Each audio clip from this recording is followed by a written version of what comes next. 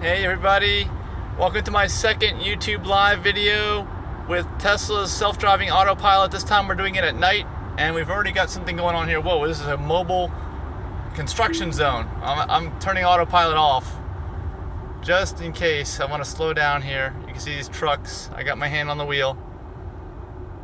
So there's some kind of mobile work here that they're doing. You see, I don't know what this is. Bucket truck. Anyway, let's go back. Actually, it just said speed limit 45 on that sign, so I'm going to lower down the maximum to like 52. We are just leaving Norfolk, Virginia, and I'm going to head into a tunnel here. And oh no, it looks like we've got a problem. A big problem. It doesn't look good at all. Waze didn't tell me about this. I wonder if this is normal.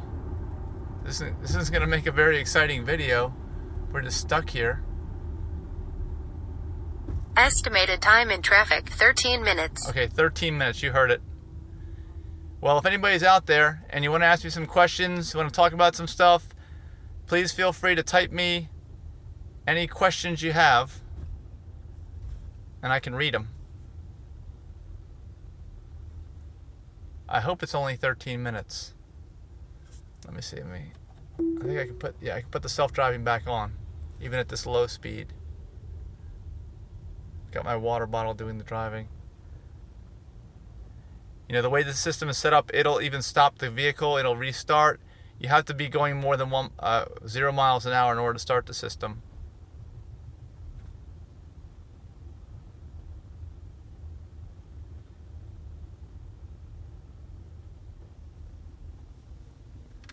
See where I am. About to go into that tunnel, but we're waiting in a big line of traffic.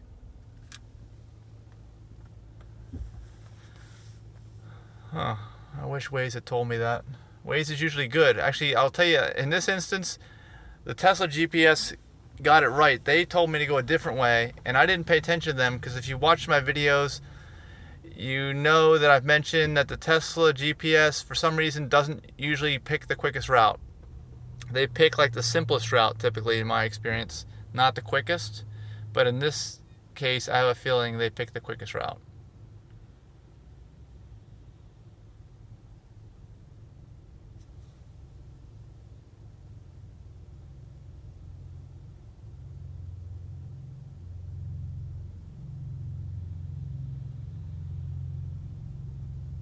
Hey, I see we got 2 viewers out there now. I'm going to be driving at night, but unfortunately we're starting this video off kind of slow, and I'm going to be going for a long time tonight. But right now, we're stuck in traffic here outside of Norfolk before we're getting on the tunnel. Traffic behind me.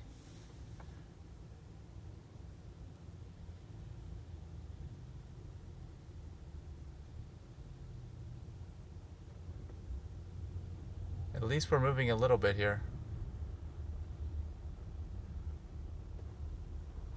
Feel free, if you're out there, ask me any questions about Tesla self-driving, autopilot, auto steer, auto lane change. What's the other one? Traffic aware cruise control. All those things combined are what make self-driving on the highway right now.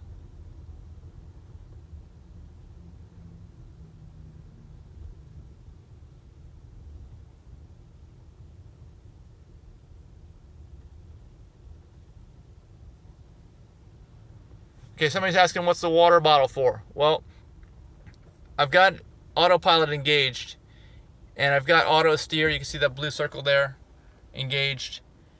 So you're supposed to have your hand on the wheel, and you're supposed to put tension on the wheel every now and then in order for autopilot to not complain at you and eventually slow your car down and stop you.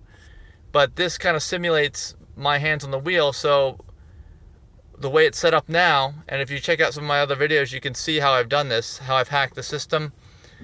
It's basically like full self-driving on all limited access highways.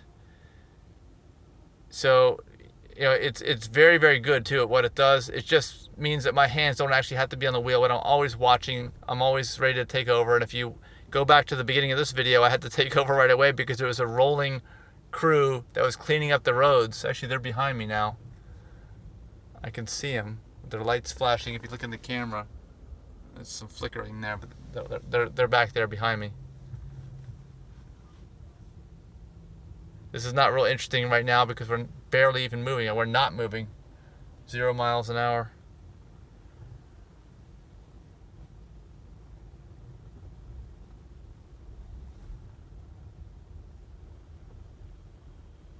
When will the camera work?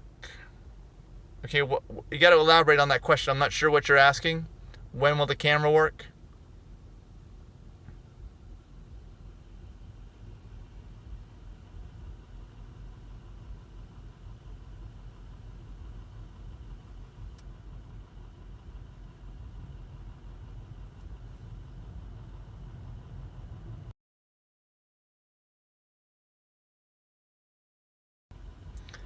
Okay, autopilot, the autopilot cameras.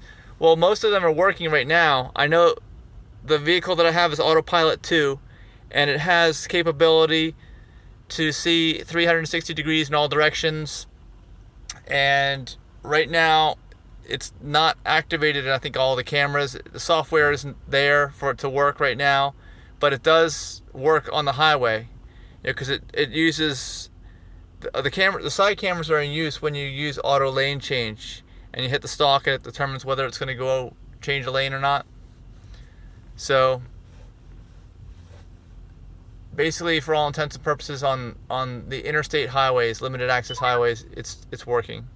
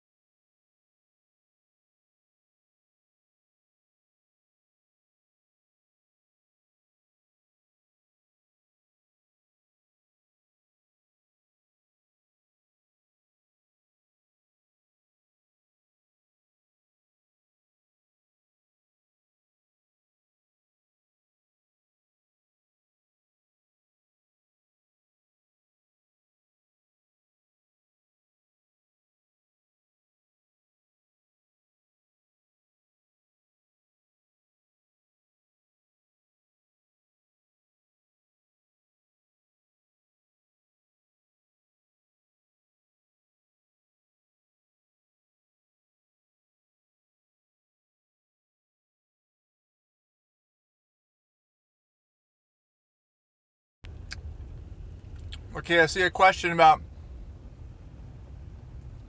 what'll happen if a passenger automatically opens the door. I don't know. That wouldn't be good, I can tell you that. Who knows, maybe the car will just stop, or maybe it won't even allow it to happen. Because I've got the premium package with the motorized front. Both doors are motorized. Somebody else asked me where I am right now, where I'm traveling. Right now, I'm just leaving Norfolk, Virginia, going through this tunnel to get, I'm on 64, Interstate 64.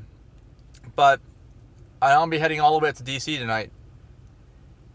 But unfortunately, this is a really slow start. I am just barely even moving right now.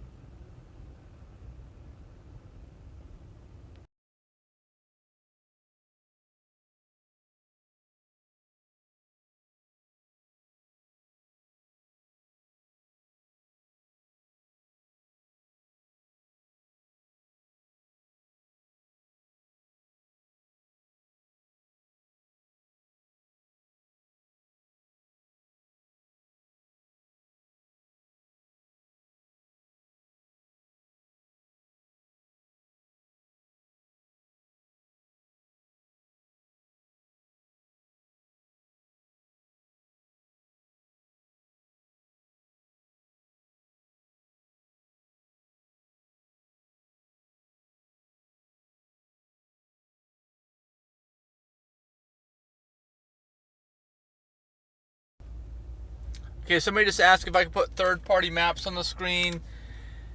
Yeah, I can. It won't be linked into the vehicle's GPS system, though. And the vehicle's GPS system is what's eventually going to make this full self-driving. In 0.4 miles at exit number 272 for West Ocean View Avenue. Let me cancel that. Right, cancel then that. immediately turn right Sorry. onto West Ocean View Avenue. If you heard me earlier in this video, actually Tesla GPS got it right this time. I should not have taken this route. I wish I didn't. Oh, I see here, left lane is closed. This is why we're down the one lane. No wonder it's taking forever. And of course, I'm in the right lane. Well, let's see how AutoPilot handles this, because this is a weak point on the AutoPilot. And if you've been watching any of my videos, you know that. Actually, I'm just going to move up here. Sorry, I'm taking it off of AutoPilot because I know it's a weak point on the system, and I'm tired of waiting in all this traffic.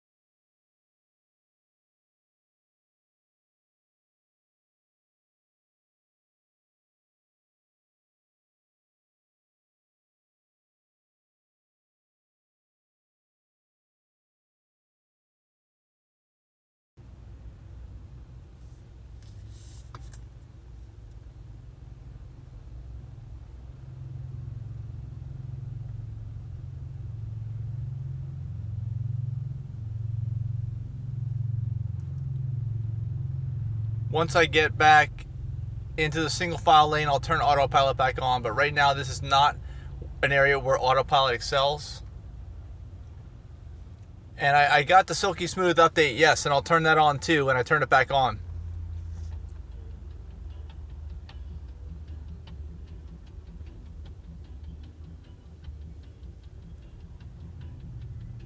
There's a guy jamming there in his car.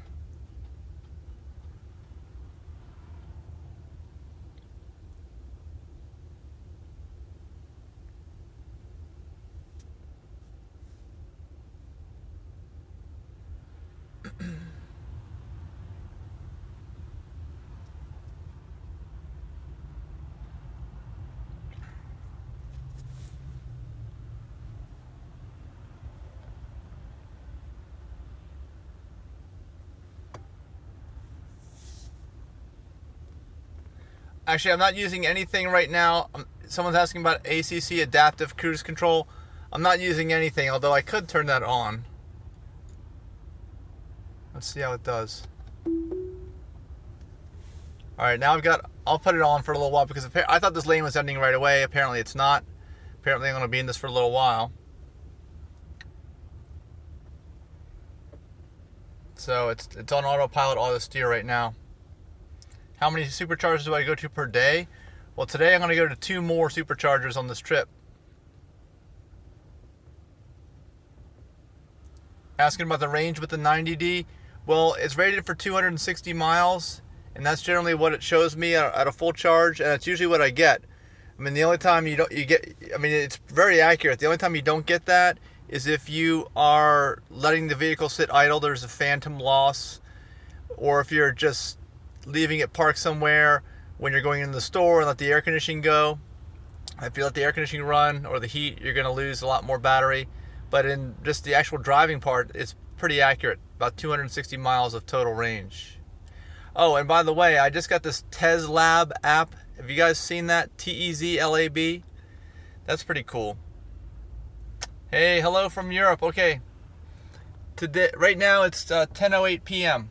I'm in the United States, East Coast, Norfolk, Virginia right now, about to head into this tunnel. Just sitting in traffic right now, unfortunately. But anyway, this TezLab app is pretty cool. It lists all these stats. Actually, let me see if I can pull that up while we're waiting. Since we just got nothing. Let's see, put it on the screen. Here it is. Dashboard. TezLab. It's going to load it up. Hopefully it doesn't look as flickery as it does in... There we go. Not doing it now. There it is. Make it big. Current trip 9 miles. Average speed 18 miles an hour. This is bad. Okay. All right, everybody's trying to move over now. I think I just turned off autopilot. Looks like everybody's trying to get over.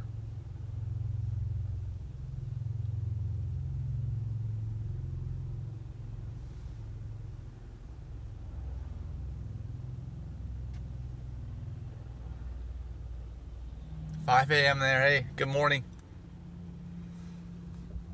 Somebody's getting out of his truck.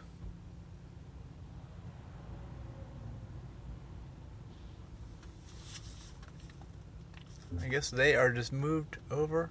They're stopped. So I got to get over now. All right. Well, at least this is hopefully ending. We're down to 1 lane, which means speeds will pick up if that's the case.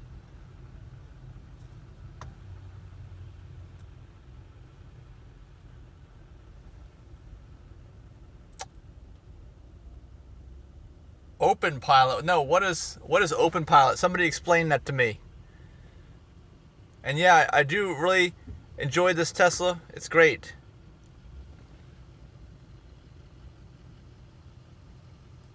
A bad night. It started with Corona. Okay.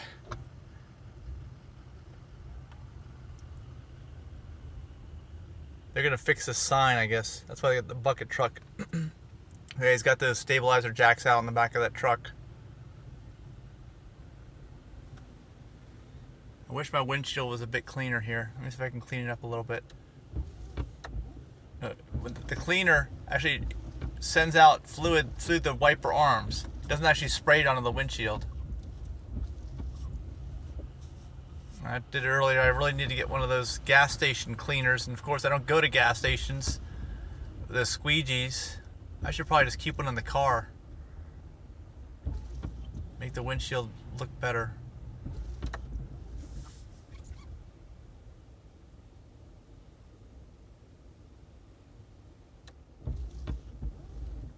You can go to any car wash. Somebody's asking what car wash. Any car wash at all. And to make sure it doesn't destroy your paint.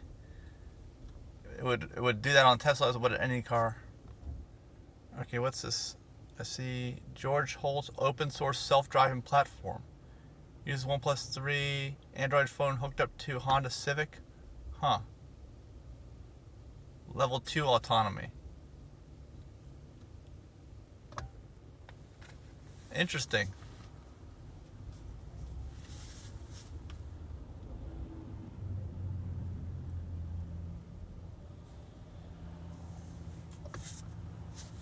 Alright, I'm going to put the autopilot back on, even though we're going really slow. There, it should engage. It engaged at 1 mile an hour.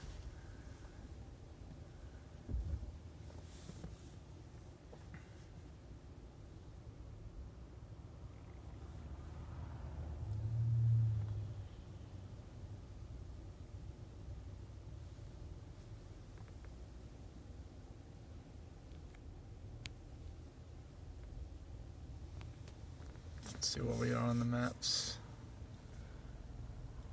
We still have a ways to go.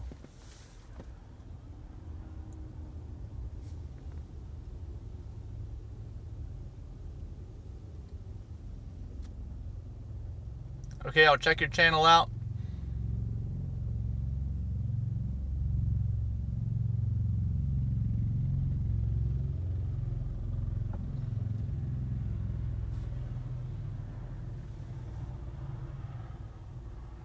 Yeah, I got the update. Actually, let me turn it off and turn it back on again.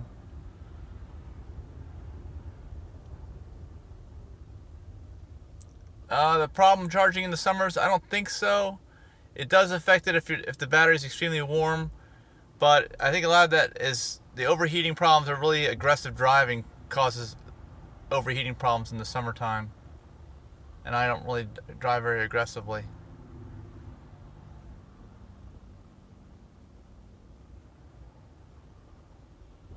Your car's manual pilot. Hey, I'm not sure what you're asking about the bicycle. I'm not sure about that. There we go. Now I've got it on.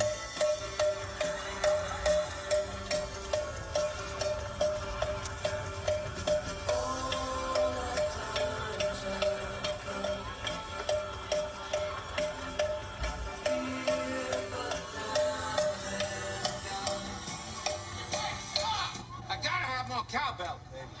Right, AutoPilot 2 does not recognize stoplights or stop signs. That's correct. Fever. And the only prescription is more cowbell.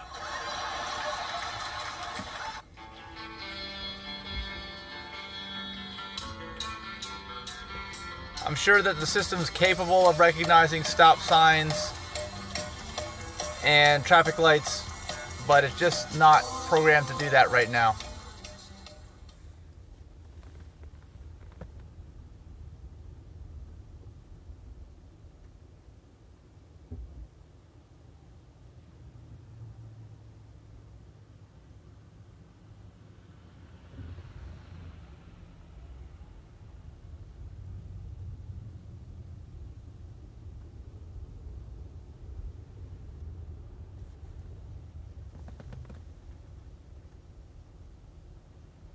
Okay, someone's asking about if supercharging takes 45 minutes.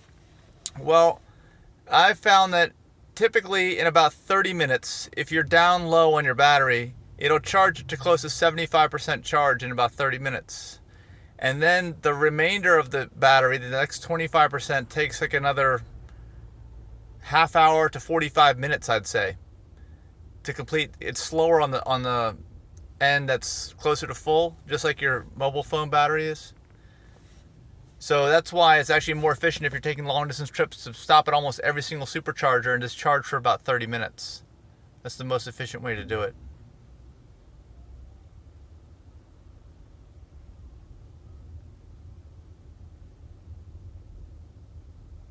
I can see traffic all the way out there. See if I can zoom in. Yeah, around the curve. We're still going a little slow.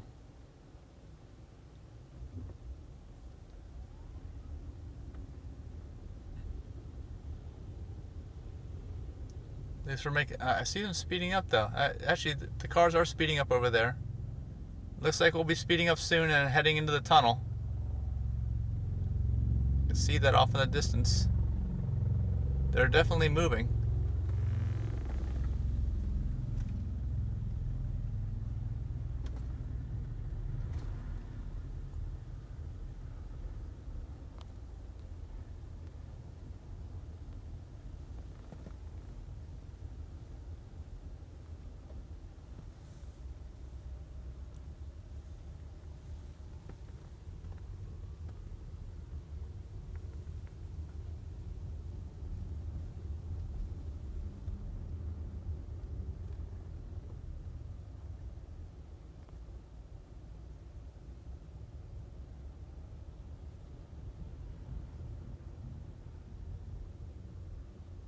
That would be a great thing if Teslas could report about potholes. I don't think there's anything in the systems right now about potholes and recognizing them, unfortunately.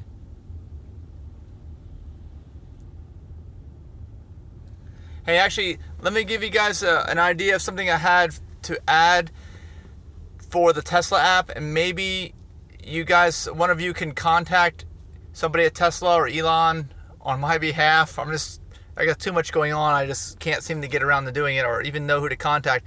But here's the thing. If you own a Tesla or if you don't, let me tell you how it works. When you walk away from the car, it locks itself. Okay? You don't have to do anything. And especially with me, I've got the power doors, or the premium package, so both of the front doors are powered and they shut automatically. But the problem is that I've noticed is that when you walk away now, I'm getting in the habit of just thinking the car is locked when I walk away. Even if I make a mistake, and sometimes I do make a mistake, I leave a door slightly open, the trunk doesn't shut all the way, sometimes it beeped at me, sometimes I forgot. Anyway, I walked away, and then I go to check on the car with my app, and I realize it's not locked. I can't turn the climate control on, and it's not locked. It's just not locked because it tells me it on the app, but it won't shut any of the doors. It won't actually do the locking for me, although it probably can. Somebody could program that. But the thing is, what I want to find out is if somebody could tell Tesla to add some type of a notification system to the app that would send a notification to my phone if it knows that I've walked away from the car, because it knows that, I know it does, and the car is not locked. I mean, no one would ever want the car to not be locked if you walk away from it. I can't think of why you would want that, really desire that. So obviously it's a problem, and the app could send a notification if you walk away and for some reason the car isn't locked and can't lock. So anyway, that's my idea. Give me your feedback if you want to type that in, or somebody contact Tesla and ask if they could just update the software so it does that.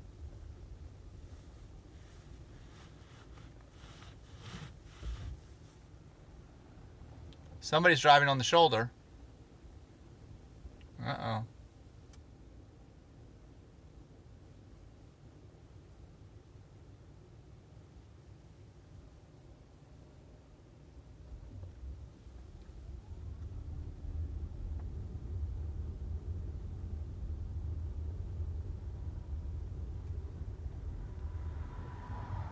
Can you find your key fob on your app if you lose it? Somebody's asking me a question. There's a car just went back in the left lane. Huh. I'm thinking about moving over there. Yeah. I'm just going to move over. Sorry. I got to drive to DC tonight. I cannot afford to sit in this traffic. And it's way more than 13 minutes like Waze says it would be.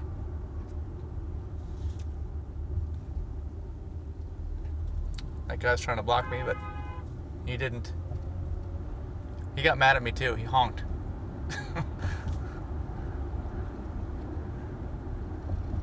So now we got some excitement going on here.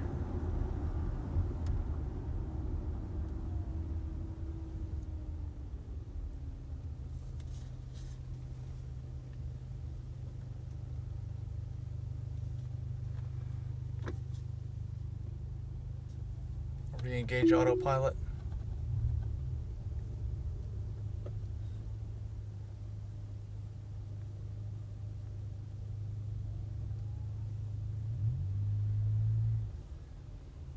Alright, somebody asked a question. Let me see, what was that? Can you find your key fob on your app if you lose it? Did I answer this already? I'm not sure. Well, the answer is, as far as I know, no. And actually, here's another thing. If you leave your key fob in your car and don't know where you put it, which has happened to me before, it doesn't tell you where it is either. I mean, there should be some kind of sound that it could make or something, or vibration. I don't know, because I've lost my key fob in my car before. I've walked away and I realized that the car is open. Anybody can get into it. Even if I lock it with the app, somebody can still get into it because the key fob's in the car. And that's a big problem too. There's got to be some workaround for that. Look how tight these cars are getting here. Autopilot's not letting me get any closer. Well, I have it set for 4 car lanes, but obviously this is not 4 car lanes, but we're going real slow. It's giving me what I think is a good distance between me and the vehicle in front of me. That guy, look how close he is. Oh my gosh, he's not going to let that U-Haul in there.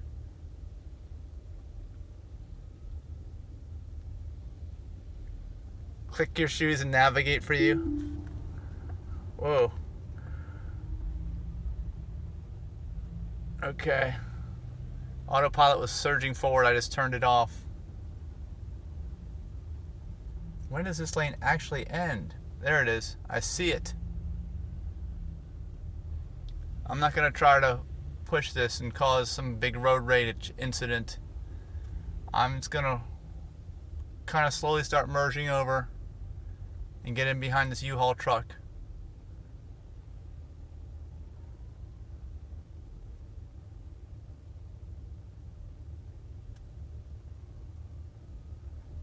And maybe once we get past this, the traffic will pick up.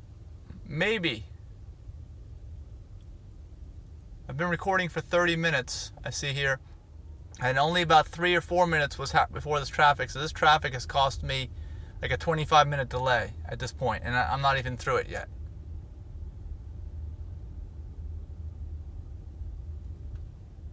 Okay. Re-engage the autopilot. Nope, can't do it. I'm not centered in the lane. Sorry. You gotta be centered in the lane. Or close to it.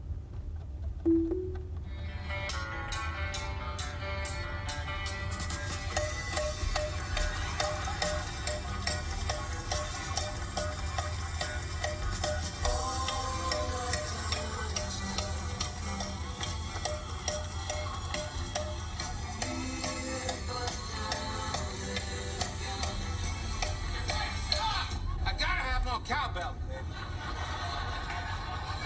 Guess what? I got a fever. And the only prescription is more cowbell.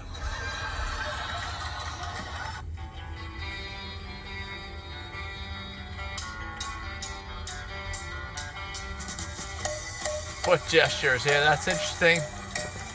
Actually, at one time I had a guy pull up next to me who saw that I didn't have any hands on the wheel, and he was pointing at me and giving me the thumbs up, and I showed him how I didn't have any hands on the wheel, and then I did stick my feet up in the air too. He thought that was funny. That was on the interstate when I was driving down the road. And then I showed him how the auto lane change worked, how my hands and feet were in the air. I hit the turn stalk and I changed lanes. He was laughing.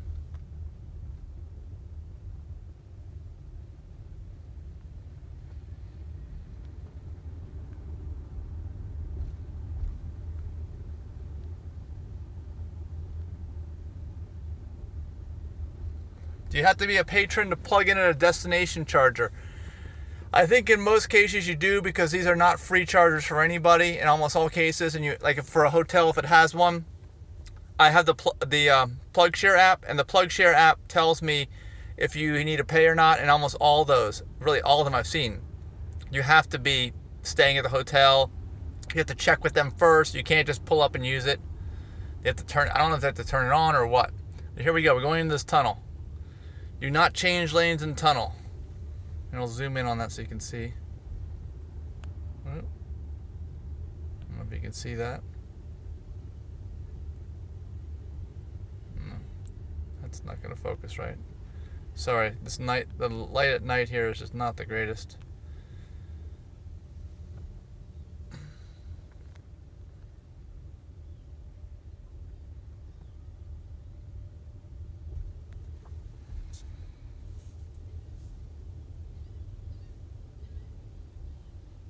Seagulls. Lots of seagulls. I can hear them. I don't know if you can hear them. Okay, here we go. Into the tunnel. It'll get a lot brighter in a second. Heading into the tunnel, finally. Woo!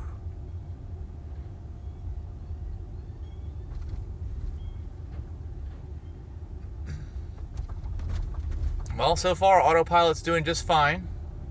It's not really being challenged that much at these speeds. There's some cameras that are watching us. Yeah, it's bright.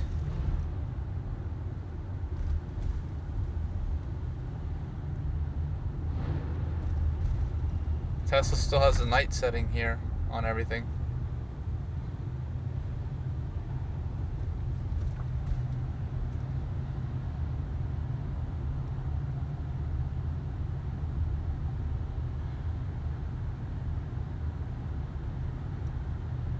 And if you don't know, I'm driving a 2017 Model X 90D. That's what I'm driving. Well, I'm not driving it right now. I'm just sitting here watching.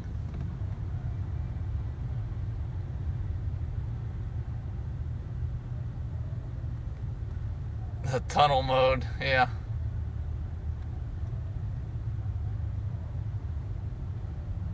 Yeah, the screen glows green and your interior lights glow red. Dive, yeah. That's pretty funny.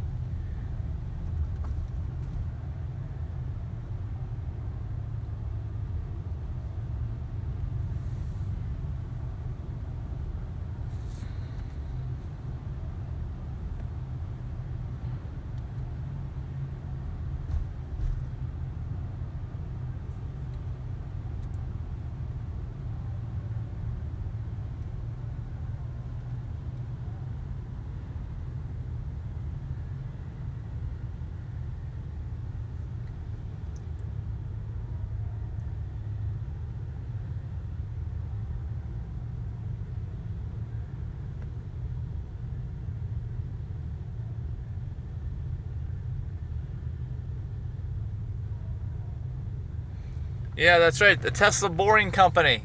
I guess that's what this is.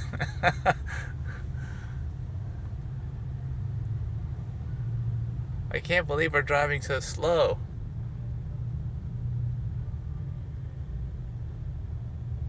This is a heck of a way to start off a live video. But I'll tell you, it will get better because there's no way I'm driving 9 miles an hour all the way to DC tonight. I won't even make it. And actually, I'm not going to be there till the middle of the night. I'm not going to be getting much sleep tonight, I can tell you that. And hopefully the signal holds out, by the way. Since I'm in this tunnel, there's some dude walking on the side. Hopefully they have mobile signal, which I guess they do, because I'm starting to head up now. I hit bottom. We're starting to head up. Signal's still holding on. He's cleaning. He's cleaning.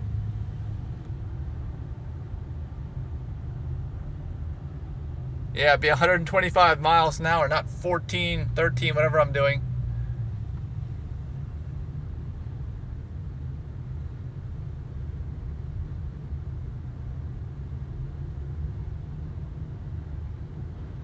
Some of these cones that you see are a little bit to the side. That one's okay. Some of them are a little bit to the right side of the line, and the AutoPilot doesn't make any kind of accommodations for stuff like that.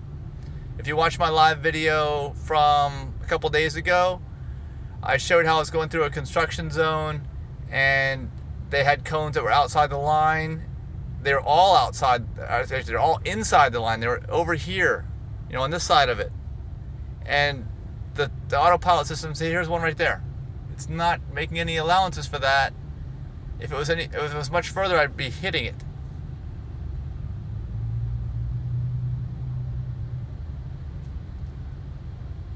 So you gotta be real careful in these construction zones. Okay, here's what all this is about. Whatever they're doing up here. No, it is just a flashing something. What is this thing doing? No. I don't know what this thing is. It's doing something. Is it? Maybe the thing in front of it's doing something. Yeah, that's just a barrier. One of these impact barriers if you happen to drive down the wrong lane. This is the one doing something. I see. Is pressure washing? Is what he's doing? Pressure washing? Yeah, so it looks like pressure washing truck. It's gonna get me all wet. There it goes. Well, yeah, there's a mist all over my car now. Now we're speeding up.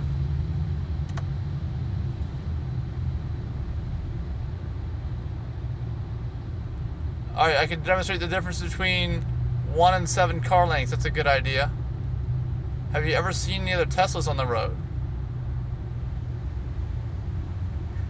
Any construction orange paint? Yeah, I've definitely seen Teslas on the road. They're all over the place. I drive a lot, and I see them everywhere. At least on the East Coast of the United States, Southern East Coast, Southeast United States. Okay, look, we're moving up. All right, let me demonstrate the. Let's see. Whoop, that's wipers. That's 3 car lengths. 2 car lengths. That's one car length. I'm getting closer. I'm definitely getting closer to this U-Haul. Now, drop it back. 2, 3, 4, 5, 6, 7. Now it's pulling me back. You can see how further back. Did I ever get pulled over for AutoPilot? Not yet, but I think somebody may have tried to turn me in, actually. I'm back to 4. That's what I like. An interesting story, I was driving up 95 to DC a couple weeks ago, and I noticed that someone was passing me on the left, like people tend to do, because I'm not driving at any outrageous speeds or anything. I do drive usually about 8 miles an hour or so over the speed limit. Actually, this is a 55. Let's bump it up. Let's go 63. Alright, auto lane change. There we go. Now we're back up to speed. Okay, anyway, someone was passing me on the left, and I look over because I'm talking on the phone to somebody, and the car, auto lane change again, the car hadn't passed me. And this has been a minute or so had gone by. So then I turned my head over and looked, and I realized the guy was recording me. He had his phone in his hand, one hand on the wheel, and he was recording me just driving a regular internal combustion engine car without any kind of driving assistance. I don't know if it was because he thought it was cool. I couldn't tell from his expression. I thought he might even be able to be recording this and sending it to the cops or something. That's just, the idea I was getting from this guy. I don't know. Who knows? Oh, we just switched over to the right lane. Did you see that? So let me get to the middle lane. Whoa. It's all autopilot there. It was braking when that guy was braking.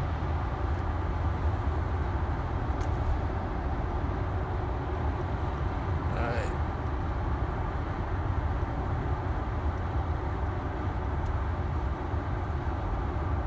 So I haven't been pulled over for autopilot, but for all I know, that person may have sent that to the police. But if they sent it to the police, they were driving with one hand while recording me, so I don't think they were doing anything less illegal than I was.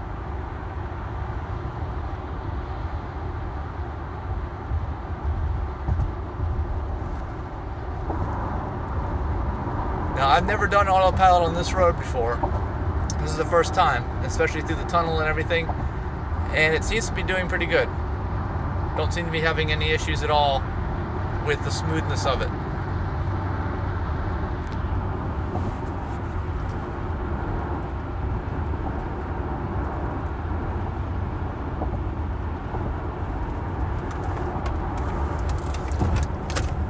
Sorry, I was just moving my charge. There we go. If you heard some noise, that was me. I'm back. This gives me a little bit more leeway with the camera now.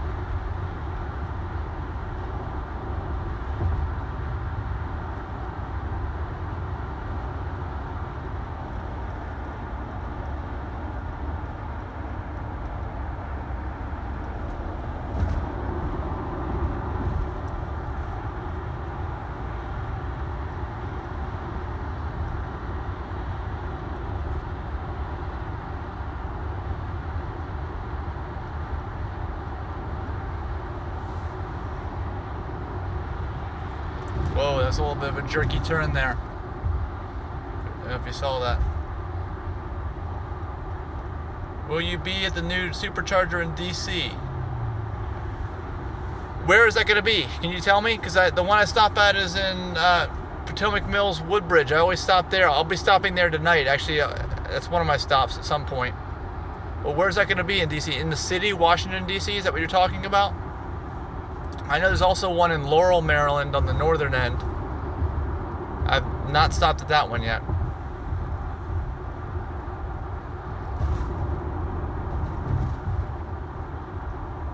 We're really slowing down. See, the autopilot slows you down depending on who's in front of you with the traffic aware cruise control. I gotta get out of this lane. This is hurting my ETA. Whoa. Autopilot's reacting to that. National Harbor, okay. Not exactly in the city, but that's good. I don't know if I'll be using that one or not. Just knowing my driving patterns.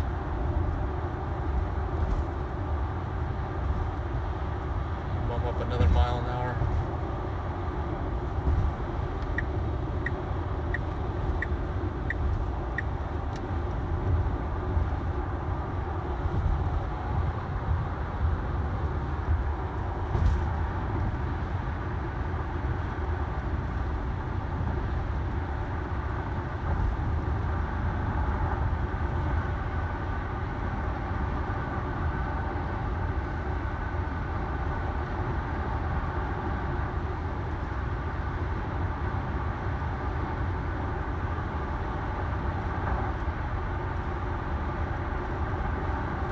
Okay, I'm on Interstate 64, heading out of Norfolk now, finally. Heading up towards Richmond.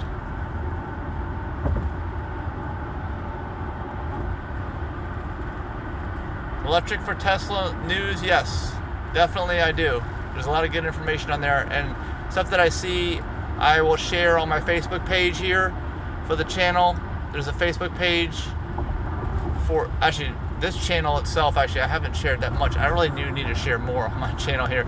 But I've got a Facebook page for my Tesla Model X ownership experience. So go ahead and like that if you're thinking of it. It's called My Tesla Model X Ownership Experience on Facebook.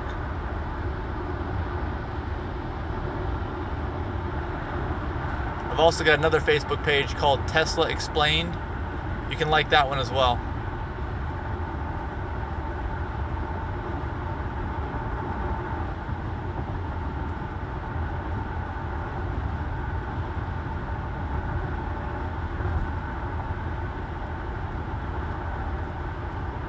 Okay, now it's telling me the speed limit's 60. I haven't been paying attention. I'm going to go with the fact that, not the fact, the guess that it's right. Rhode Island Avenue in DC. Okay, that's different than National Harbor. Which one is it? Anybody know for sure, or have any kind of a link or anything?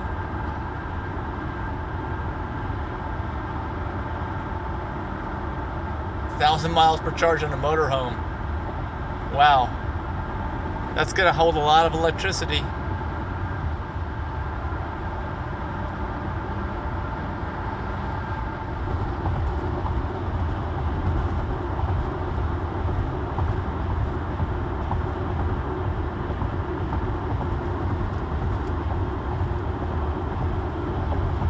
Oh, there are two.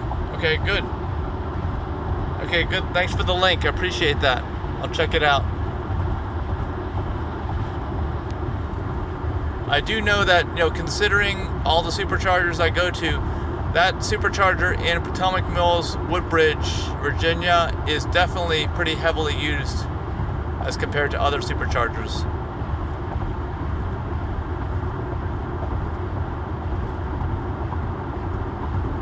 Police reported ahead. Yeah, you heard that. I hope you're right this time, Waze. I'll knock it down a few miles an hour. Waze was not right about my route on the way out of here. I should have followed a different route, the one that Tesla GPS was giving me, because I sat in that traffic for the tunnel, unfortunately. That probably killed about a half hour. Added a half hour to my travel tonight. And this is going to be a long trip. I'm going to be up in the middle of the night here. So anybody who's got nothing to do tonight, you can watch me.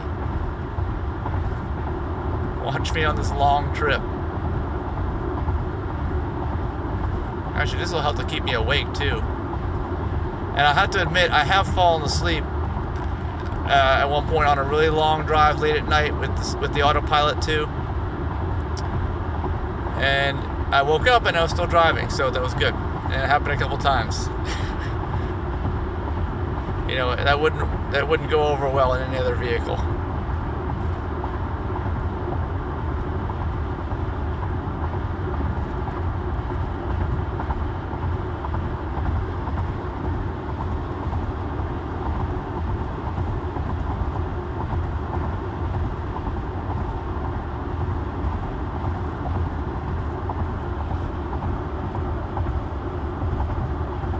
Do I have Waze on the browser? Watch out, construction on road ahead. I've got Waze on my phone. Okay, construction zone here, we're losing a lane. Waze is operating on my phone while I'm broadcasting this live through YouTube app on my phone. Do I ever speed by the police? I don't. I always try to keep my speed limits at a very reasonable rate.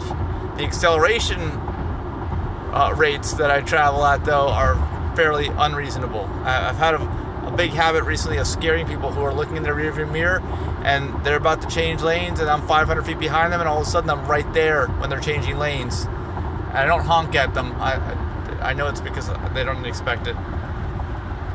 Though by accident do I speed by them.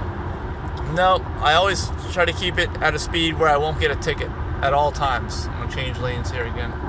with the auto lane change. I drive so much, I just can't deal with the hassle of the tickets and of course the expense and insurance going up and all that. That's one of the reasons. Watch out, construction on road ahead. Do I own any other luxury supercars? No. This is definitely the nicest car I've ever had. And I was going to say, I got this car really mainly because of its self-driving capabilities. To me, it's a really practical purchase. You know, and I got the free supercharging too, so that's great because I'm doing a lot of driving. It's very practical for me. And I just hope it's reliable, because if it's not reliable, that's going to mess into the practicality of it. But anyway, so far, reports have been good, I think, on the late model Teslas, but it's only, they haven't had them that long, so we can't really tell for long-term use. Do I have a discount code? Yes, I do. Unfortunately, I don't know what it is. If you look at some of my previous videos in the description, some of the recent ones I've uploaded, you'll find the discount code in there. I don't have it memorized. But yeah, if you use the discount code, if you purchase an S or X with the discount code, you will get free unlimited supercharging for the time that you own that vehicle. So I would highly recommend that you use one. And if you want to get mine, yeah, definitely check some of my most recent videos in the description, and you'll find it there. It's Mike something, I can't remember it.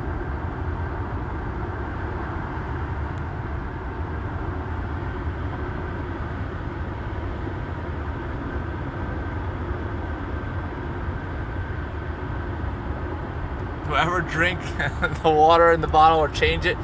Oh, no, I don't drink it, and I have not changed the water in this water bottle because I've only been doing this since end of March, I think, or beginning of April. So it's all kind of new, and hopefully I won't need to use it that much in the future. Was test driving good? Jason, I never test drove a Tesla. I never even drove a Tesla before I got this one that I have. I just ordered it online. I'd done a lot of research, and I felt like it was the right time to buy it, and I just bought it, never having driven one. So the day I showed up at the dealership, the Tesla store, whatever they're calling it, was the first time I had ever even sat in a Tesla, the first time I drove a Tesla. And actually that was weird driving it, because this has got the dual motors. It has a really heavy automatic braking system, you know, because of the regenerative braking. So the minute you let off the accelerator pedal, you are slowing down. And that took a bit of a while to get used to. You know, on this Tesla, as long as you have the regenerative in the normal mode, the factory setting, you have to hold your foot on the accelerator at a constant rate in order to stay at a constant rate of speed. The minute you let off, you're going to start decelerating pretty quickly. All right, you're only 16. Okay, yes. You can start saving, or make sure you have some good credit and a good job with your good income, because you can get financing. That's what I did. Thanks to me. All right, great. Well, yeah, I did financing, I'll tell you. You got to save for some down payment, but Tesla's financing is pretty good.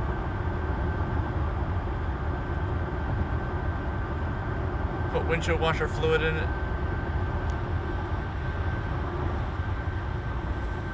Would I drive another car or keep this one? Well, I'm going to move over. There's the police.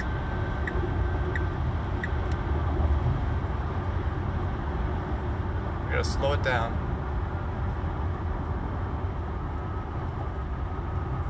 I think this is a 55 work zone area. I don't think I was paying attention. Well, that's the thing. This speed limit thing apparently it's supposed to read the speed limit signs. Here they are now. It says, yeah, work zone 55.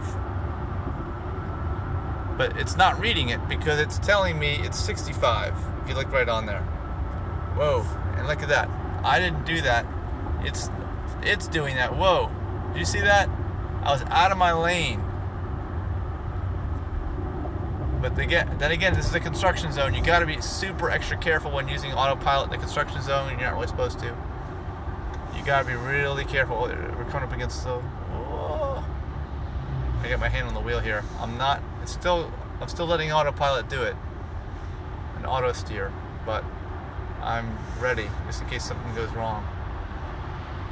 There's somebody passing on the right.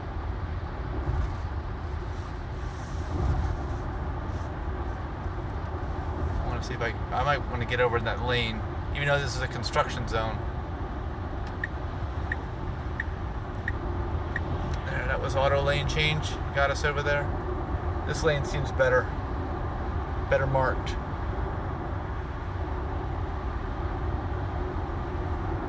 And you can see I've got 184 miles left of my charge. I'm gonna have to stop up here outside of Richmond, I think, at the supercharger.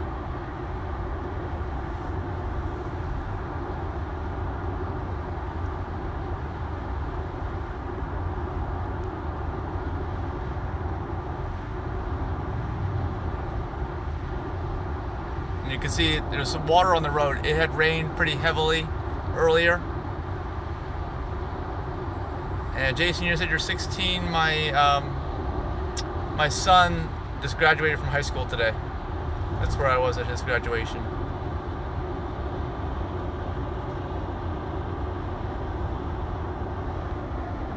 Let's see, we're passing this guy. I'm gonna scoot by a little bit. There we go. Bump it up. I don't know what people. I always get some. There, you see that the lights go up and down. I've got the auto high beams on. You can see there the two green lights in the upper left-hand corner, and then the grayed out area. That's the high beam. It turns to blue automatically, and it reverts back to regular when it senses additional light. That's a great feature.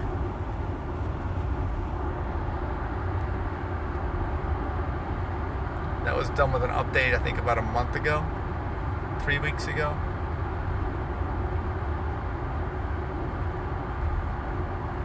Whoa, we were veering to the right there, and there's a concrete barrier. That was a little scary. I'm holding the wheel right now.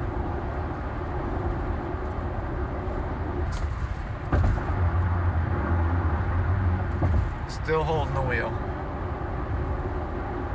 Just in case.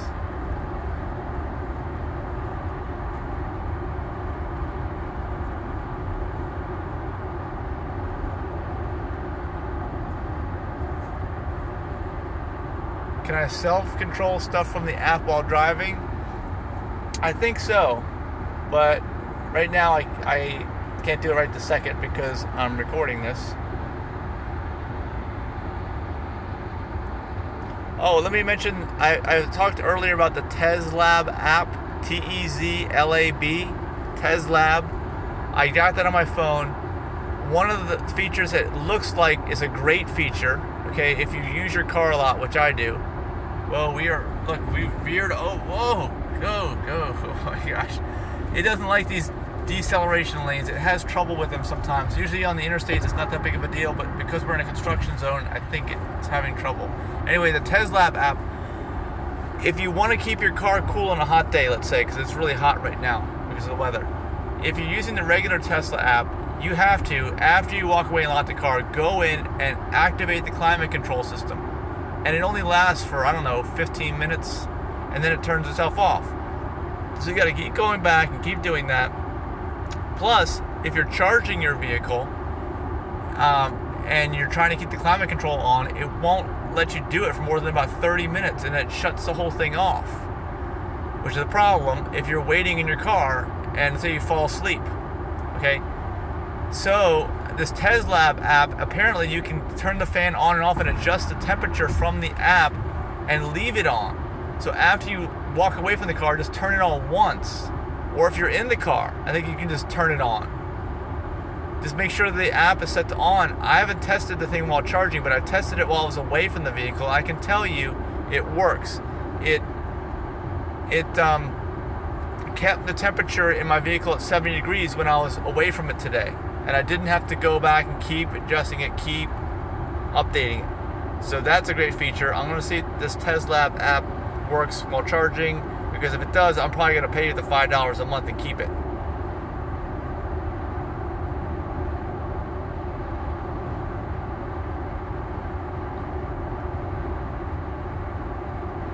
It wants to leave every exit on the interstate. All right, mine's not like that, but I will tell you, on the deceleration lanes, that's the first time I had a problem here on the interstate, but that's because we're in a construction zone. On secondary roads, well, let's get a little squirrely there.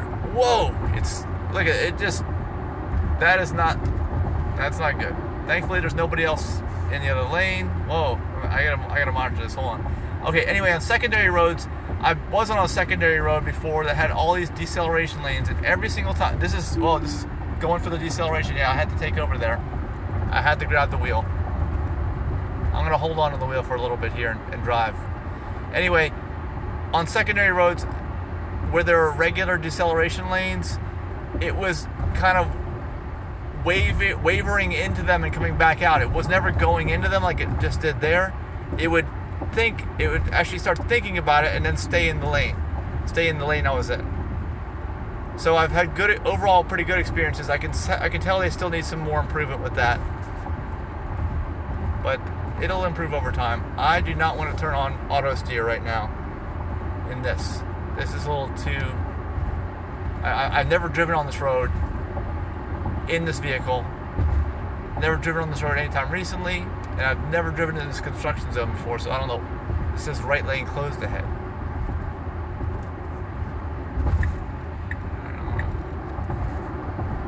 Turn lane, change lanes.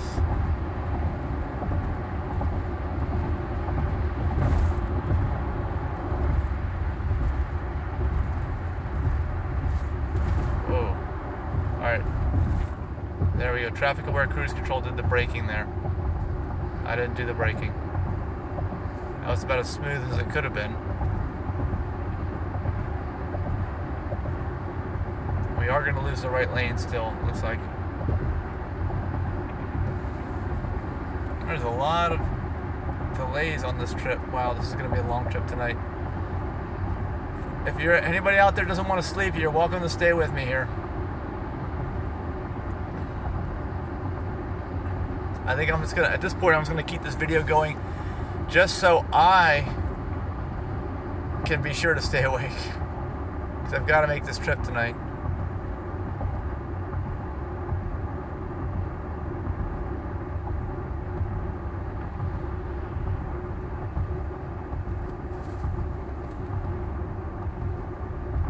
Oh, look at this. Totally stopped right there on the right lane. Wow.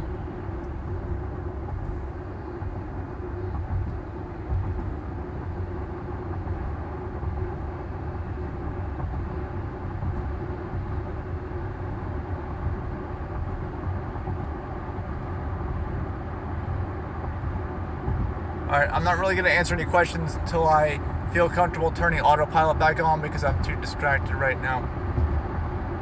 I just want to get through this construction zone.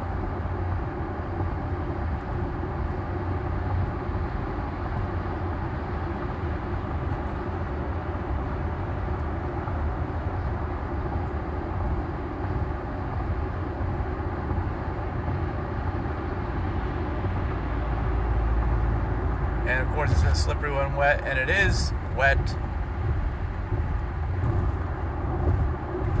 Alright, let me see about turning AutoPilot on now.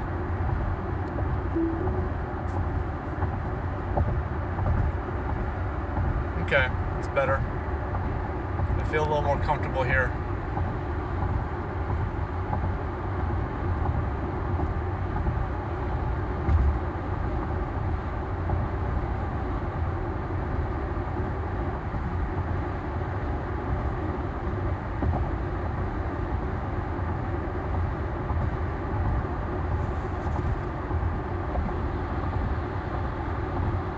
Does the computer get warmer?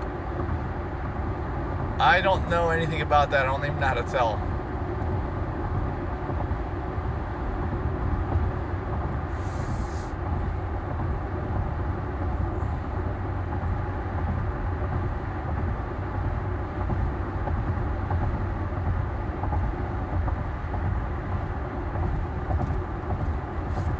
I just have to guide it around that corner.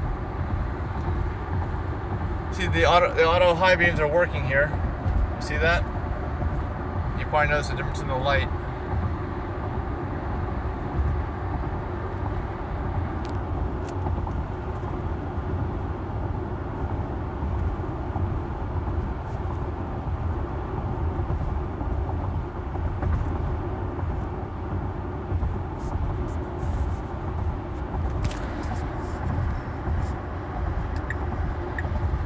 Get out of this lane.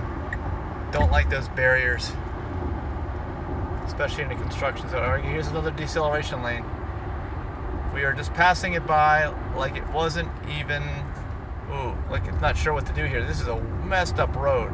That's a really good job. You probably saw that, the old markings that were removed. That was a messed up road, but it figured it out. I'm kind of impressed with that.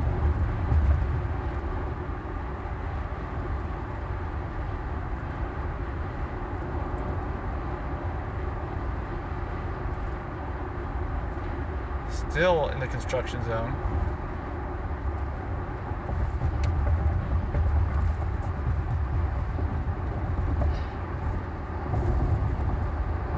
Staying behind this truck instead of getting in the left lane next to that Jersey barrier. You guys familiar with the term Jersey barrier? A lot of people know what I'm talking about right away. Other people have no idea what I'm talking about. Those concrete barriers that you see in the state of New Jersey, I guess that's what people call them, Jersey barriers. Little modular things that they bring around to these construction sites.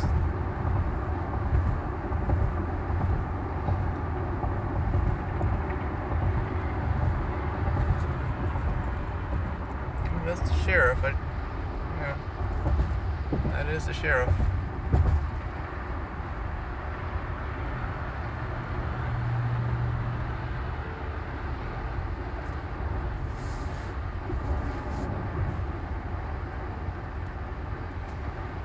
Well, I tell you, this construction zone is keeping me awake.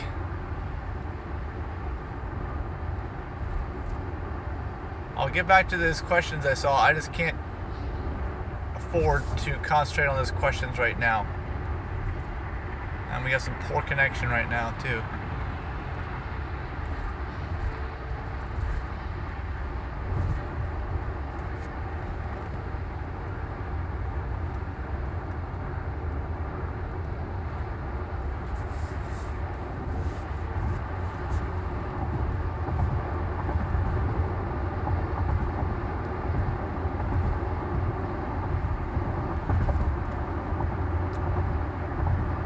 Actually, like, I'm not using the super smooth mode. Let me try to get into that.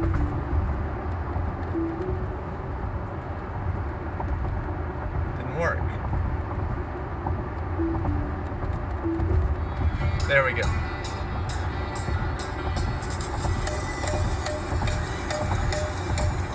We're back in it.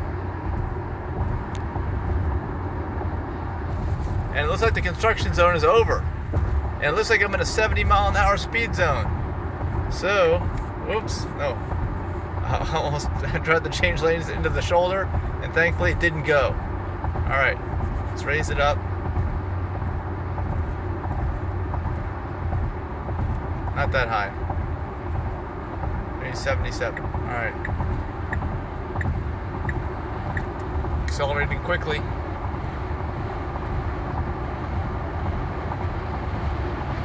Now we're up to speed.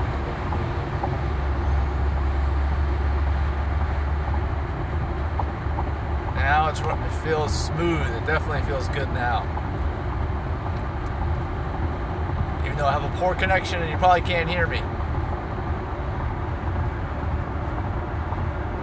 It's on high beams now.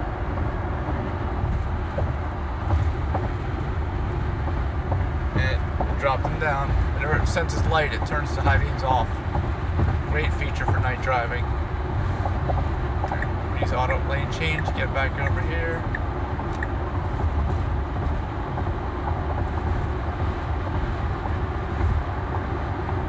Alright, let me look at some of these questions.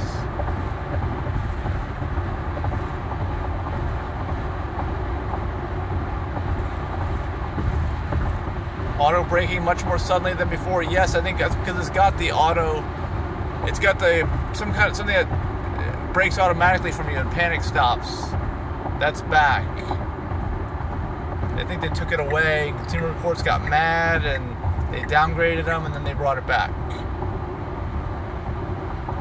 Where am I now? I'm on Interstate 64 between Norfolk and Richmond, and I'm getting close to,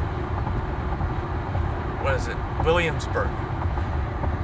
Getting close to Williamsburg.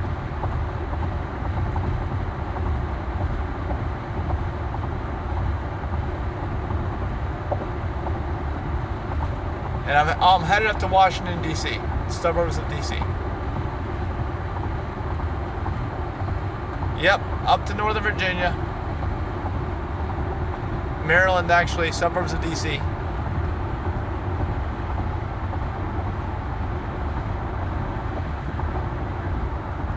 I am on the map.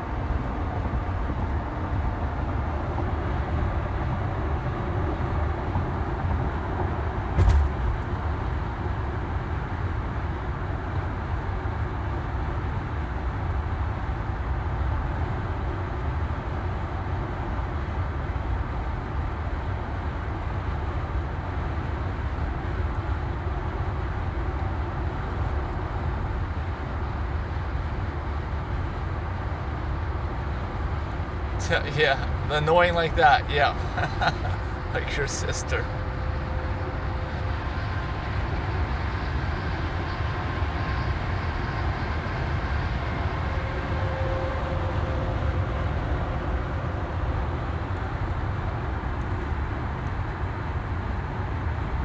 Right now things are pretty smooth. It's an enjoyable trip, like it usually is. But those construction zones are tough. If you watch my other live video, this is only the second live video I've done. You can tell what happens in construction zones. It's not easy.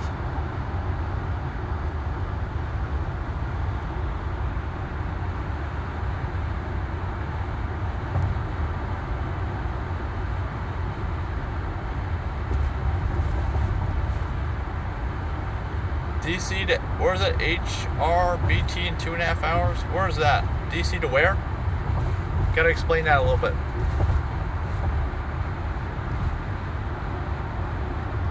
Extra traffic tonight? I hope not. I've already hit enough traffic in Norfolk.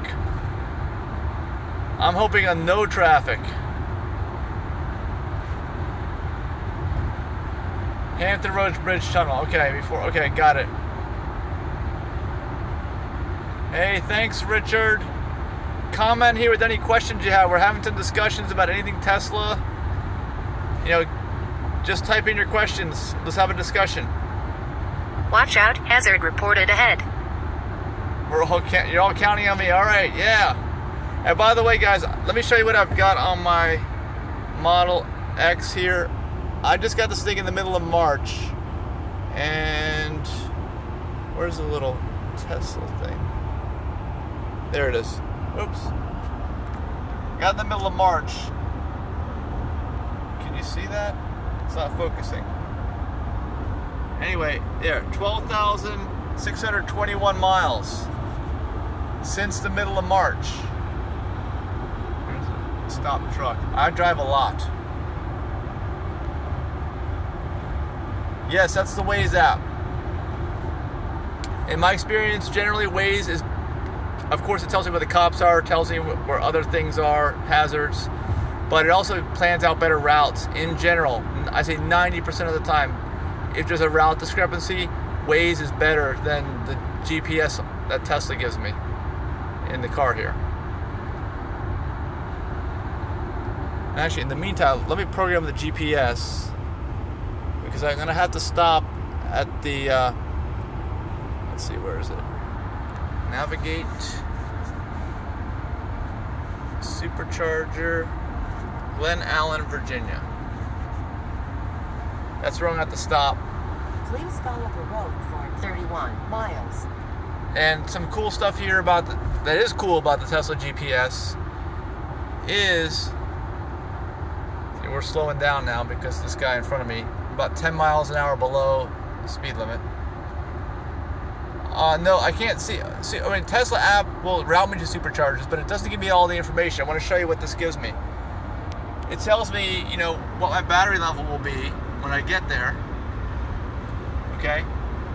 And to where the supercharger is.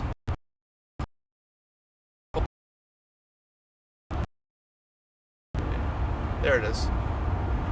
Okay, go on the map to where it's located. Hit the pin. Tap the pin. It tells me how many people are using the supercharger. See, this is right now 8 out of 8 stalls are available. So there's nobody there, which is great. But if you're approaching it at a congested time, it'll give you a better, it'll give you more information about that. It'll tell you if 4 of them are being used. At least you have an idea. If it doesn't tell you if there's some that are out of commission that aren't being used, you don't know. It's assuming that all of them, not all. That's a pretty good job of keeping up on their supercharger. Some are actively working and working correctly, but it's not always the case. I'd say 95% of the time or more, every single supercharger is working. But here's another thing. See, now that I zoomed out, maybe comment if you know this. If you know this, I zoomed out. I'm off my route. It's not following me on the map. I don't know how to get back to where it follows me on the map without canceling out the trip and redoing it. I just don't know how to do it. There must be a way to do it. So all I do is to get back so it's following me on the map, I cancel it and then I navigate again to the last spot. Is that the only way to do it, or is there some other trick that I can use? If there's no. There, see, now it's following me on the map. That's what I needed.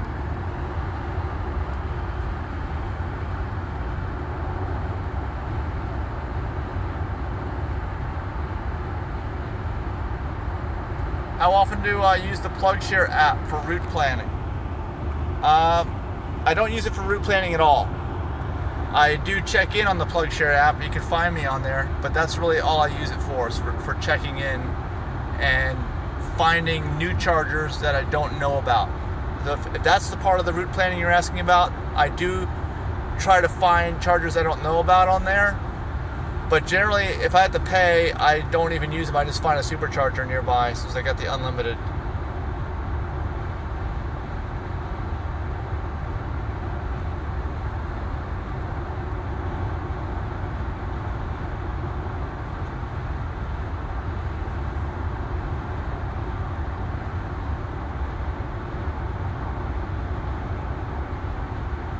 All right, now it's kind of quiet here. And it says very bad connection. I don't know if you can hear me at all with this very bad connection. And I'm using this on my phone, and I've got Verizon, unlimited 4G LTE, the old unlimited plan, where they apparently don't slow you down. Hopefully they don't. Crickets. Bye, live streamer. Bye.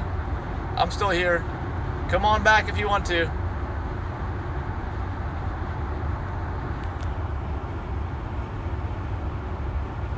Play some copyrighted music. Yeah, that'll get this whole video taken down. I'd love to play some music actually, just because that helps. And actually the stereo system in this Model X, the base model, is pretty good. I will tell you that I've played some Skrillex and other stuff with a lot of bass in it. People have told me there's a subwoofer in my car. Where is it? They're gonna look for it, but there's no subwoofer in this system. It sounds like it. It's a pretty good system. Classical. Yeah, I guess I could do classical. What I really need is a bottle of water, but I'm not going to get to get one and for another 40 minutes when I get the supercharger. So I get to talk with a dry mouth.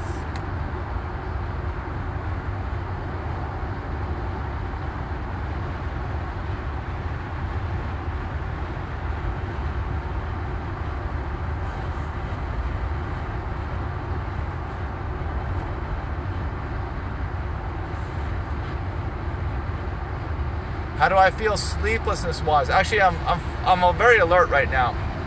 Right now I am anyway. It's 11:12 here in the East Coast of the United States, and I've got a long drive, but I feel fine right now. I'm sure I won't be saying that in a few hours, but for right now I'm good. Very bad connection again. Sorry about that, guys. Slacker radio, I don't really use it. I guess it's on here, but I don't use it.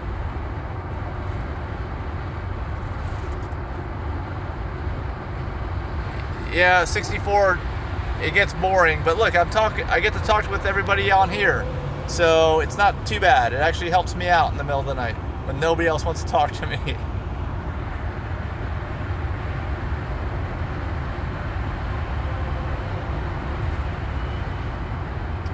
The icon, the upper left, okay. Very bad connection, but again, the reason I'm having these bad connection problems is because I'm traveling so fast in between mobile towers. It's going to happen.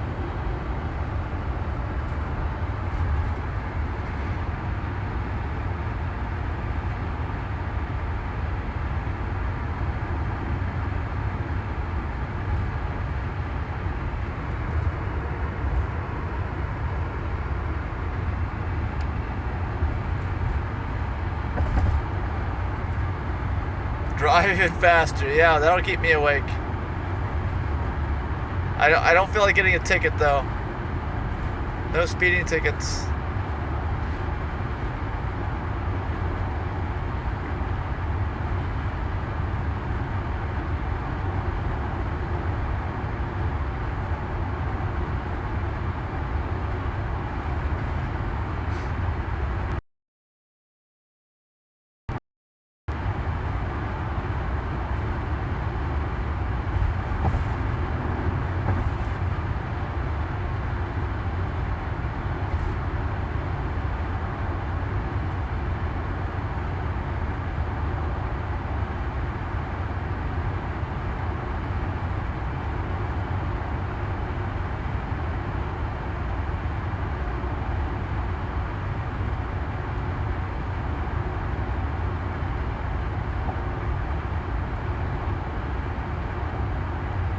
Very bad connection again. I think I'm just out in BFE right now. This is the part on 64 where you said you fall asleep. I can see why. Might bump it up another mile an hour.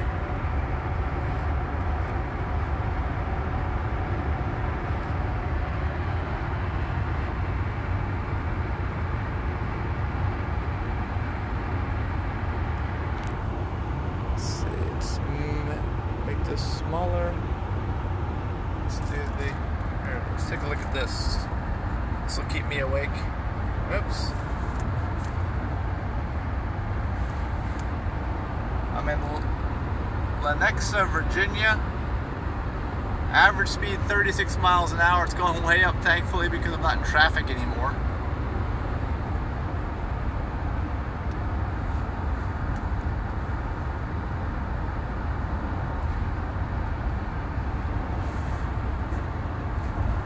Somebody in front of me, I'm slowing down. Gotta change lanes.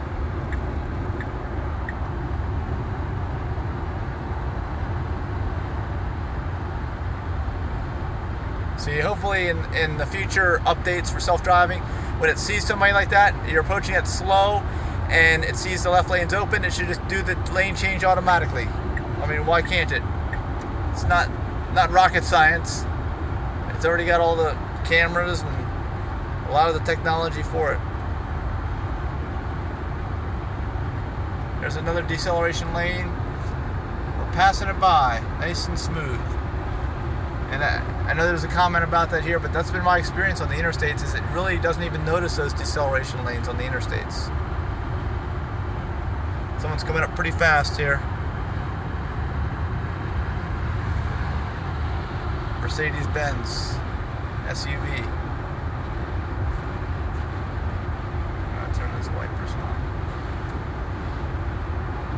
Now he's slowed down. It's like he wants me to race him or something.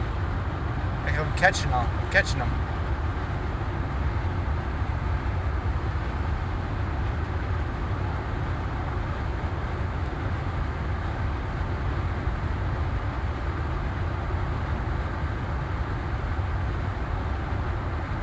Now he's just sitting there now. It's weird. Alright, I gotta get behind him because there's a slow car on the right. Do the auto lane change.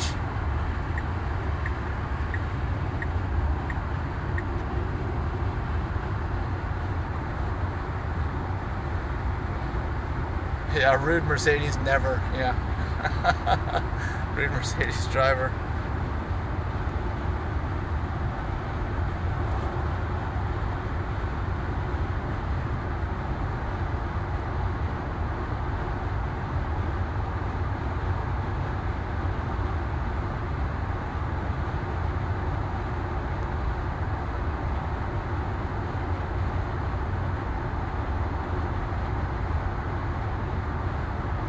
Mercedes drivers are the first to die in a zombie apocalypse. Yeah, maybe.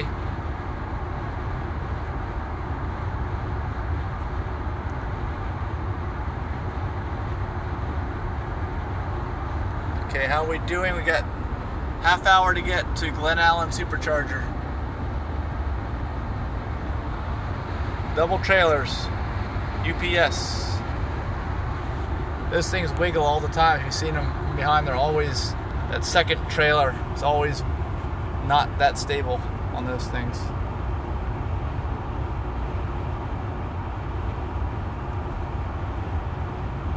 That one bright tail light you're talking about on the Mercedes, I think that's a fog light. Actually, this has a setting for that too.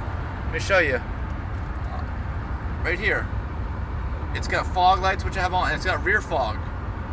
I can turn rear fog on. See? I don't have it. I don't usually have it on. Turn it off. But those are the settings for the headlights. And here's my suspension. I usually keep it in the low setting. That's just where I typically keep it. Unless I'm going off-road, then I'll do the very high and have it remember for next time.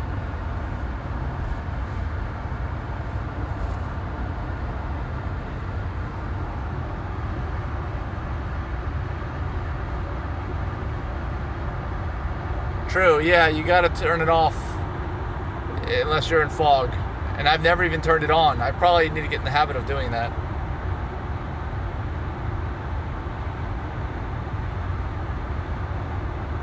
Cheaper parcels in the second trailer. Okay, yeah.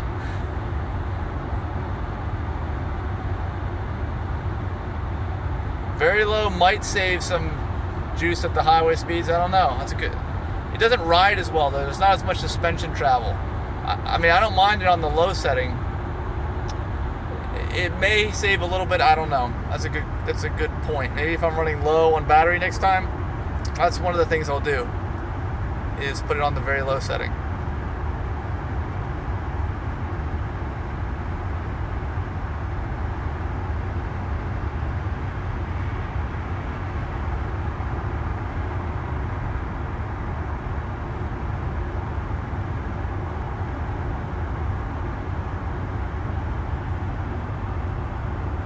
You can see the high beams are on.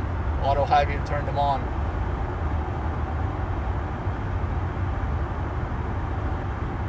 I know that sometimes even if I'm driving alone and it gets a giant reflection off one of the signs, it turns them off because it thinks it's another light or another driver or something.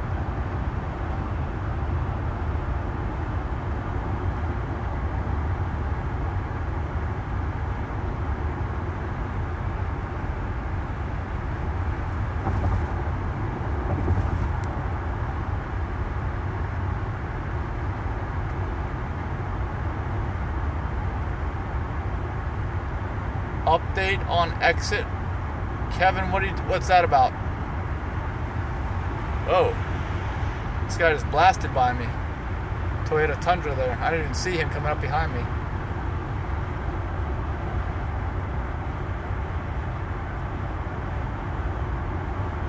The water bottle of justice. Yeah. Maybe that's a good name for it.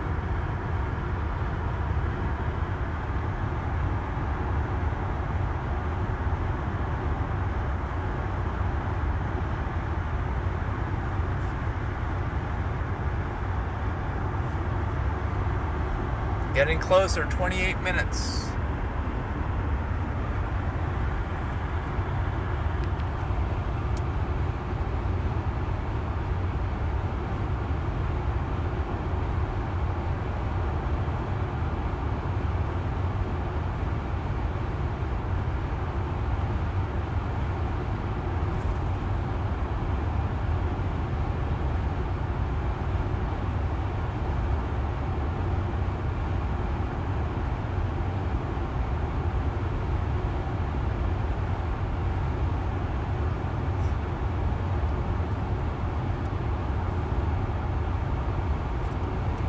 Alright, I'm gonna get over in the right lane just so I don't have another surprise like that I just did on the, I don't like when that happens to anybody. You should always move over if there's somebody faster coming up behind you. I just didn't see him.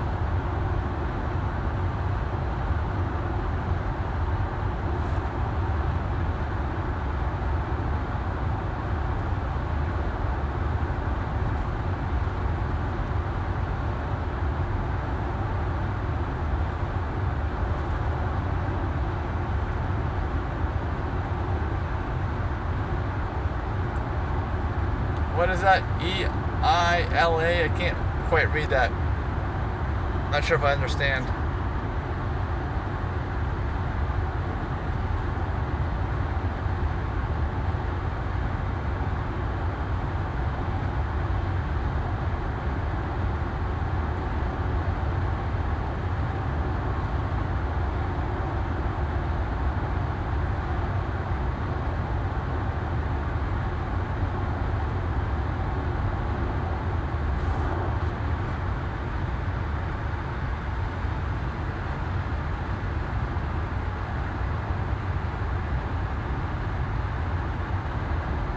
End user licensing agreement. Okay. Yeah, I had to sign it. I tried to get the people at, because I got the full self-driving option on this vehicle. I tried to get the people in the Tesla store to sign it for me, but they wouldn't. I had to read the little thing. I took a picture of whatever it was and signed it. It probably is. But it really, from what I saw on the end user licensing agreement, it was basically saying that they're not responsible for anything and that you are. So they have these driving aids, driving assistants, and that's all it is. It's nothing to replace a driver. So you always got to keep that in mind.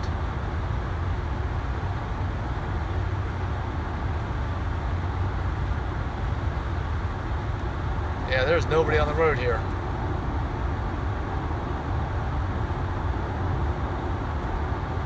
Well, there's some fog. Maybe that's why the Mercedes had the light on.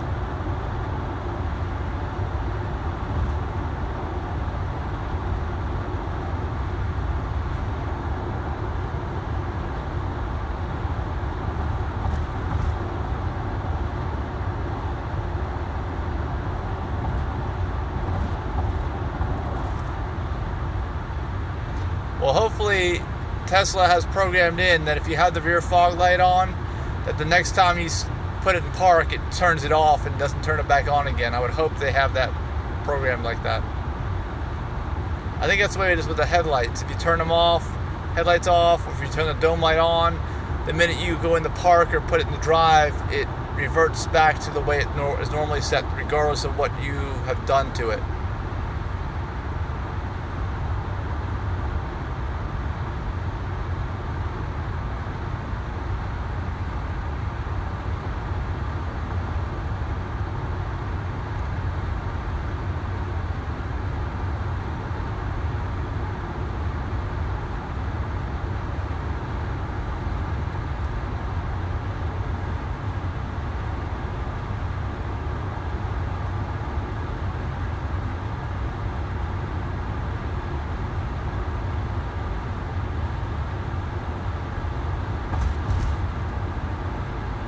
In 5.8 miles, exit 200, I-295, US 60, Washington, Rocky Mount, North Carolina.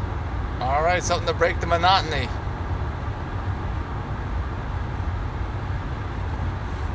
An exit.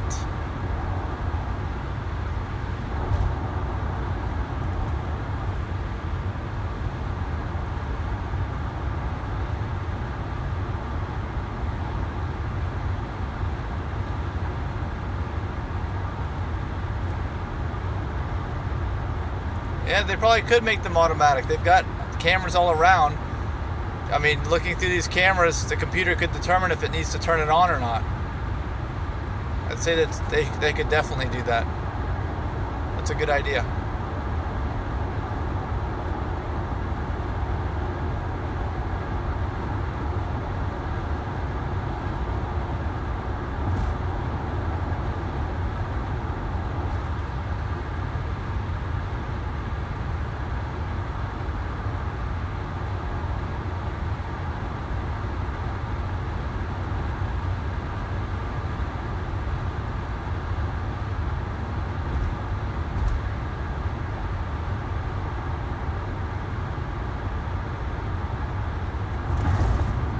Camera will be what? Let me see, read that again.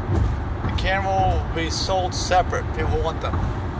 If you're talking about AutoPilot 2, as far as I know, there's no way to upgrade a vehicle without AutoPilot or a vehicle with AutoPilot 1 to AutoPilot 2.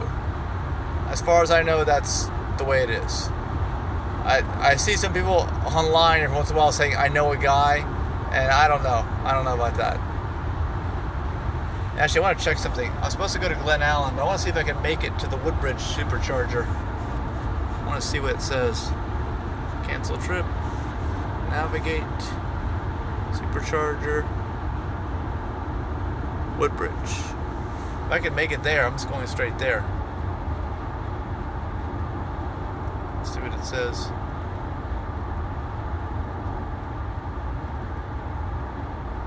Alright, we're really slowing down now. Yeah, apparently I can make it to Woodbridge. Hey. I'm just going to Woodbridge. Auto lane change. I'm not going to stop at Glen Allen.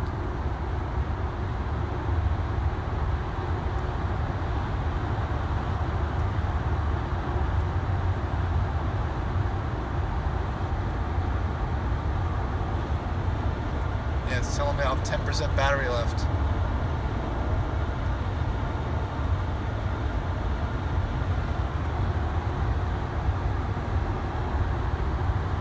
There's the exit, 2 miles. In 2 miles, take the exit right onto I-295 towards Washington. Oh, my throat will be even drier. Now, talking for another hour and 23 minutes till I get there.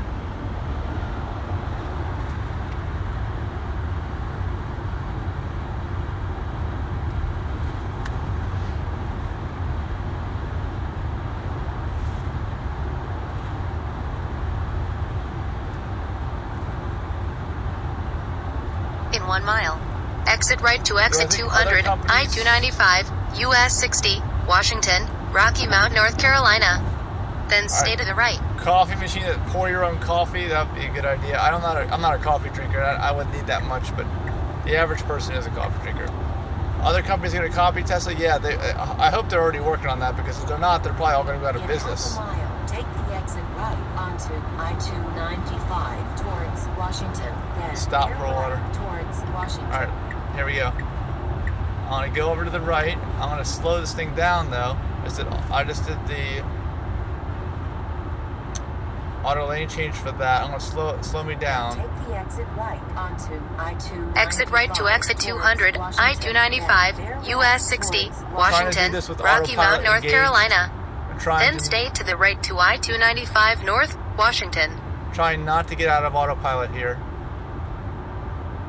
I think it'll do it. Usually interstate to interstate like this, it will do it. I've done this before in Jacksonville, Florida. Stay to the right to I-295 North, Washington. Alright, there's a lot going on here now. Now bear right towards Washington. Alright, see if it holds in the lane. It says ramp 45. I'm going to slow this thing down. It's staying in the lane, that's good. Please follow the road for 13 miles. Okay, did well navigating all of that.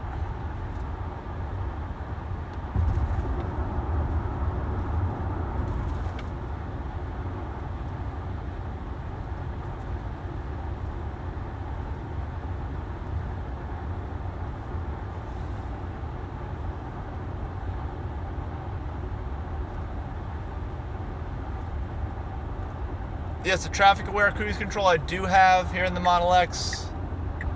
That's part of this AutoPilot. The AutoPilot is nothing more than a combination of traffic-aware cruise control, auto steer, and auto lane change. It's a combination of those three systems on the highway anyway.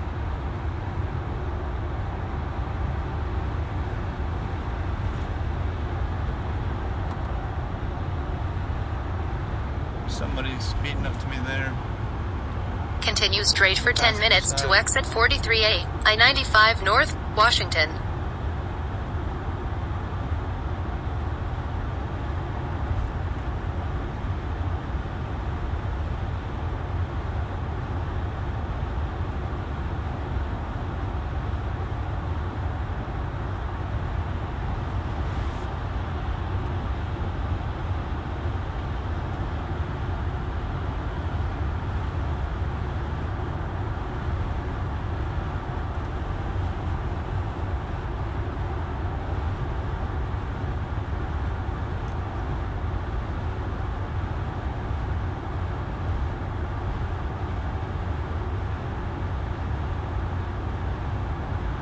So what is that? You're near Woodbridge. Are you near Woodbridge? The Jason is closing near Woodbridge. Message retracted. I don't know what's going on there.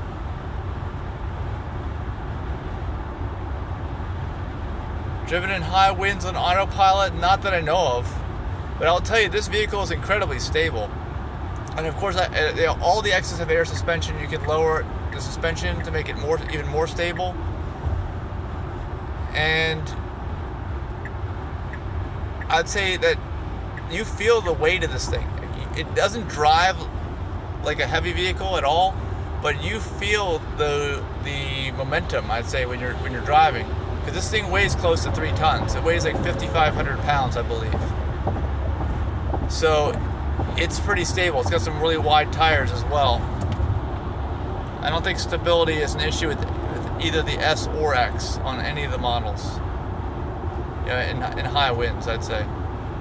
I'm just guessing. I think it'll perform better than the average car.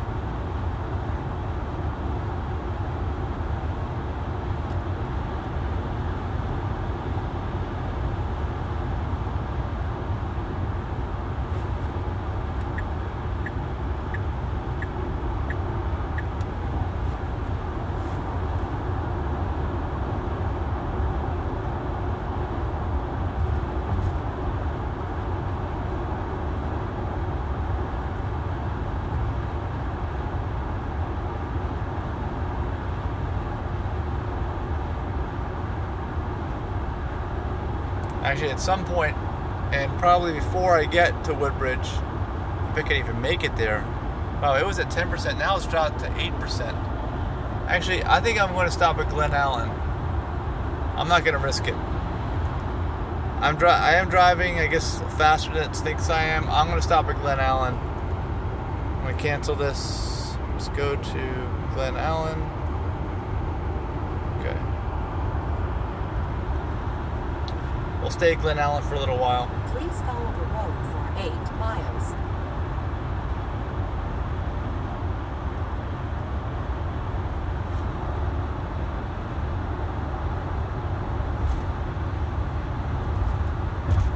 Oh, the wood from this morning. Yeah, the shooting. I heard about that.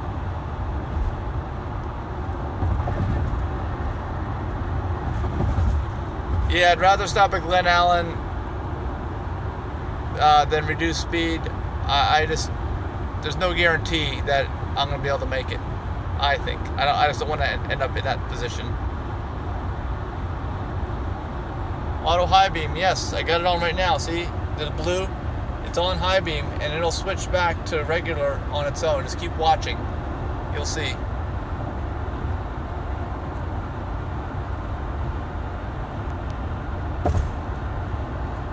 It's still on the high beam part. It'll switch to low beams automatically. There, see, it switched to low beams right there. Do you see that? We're getting close to these other vehicles.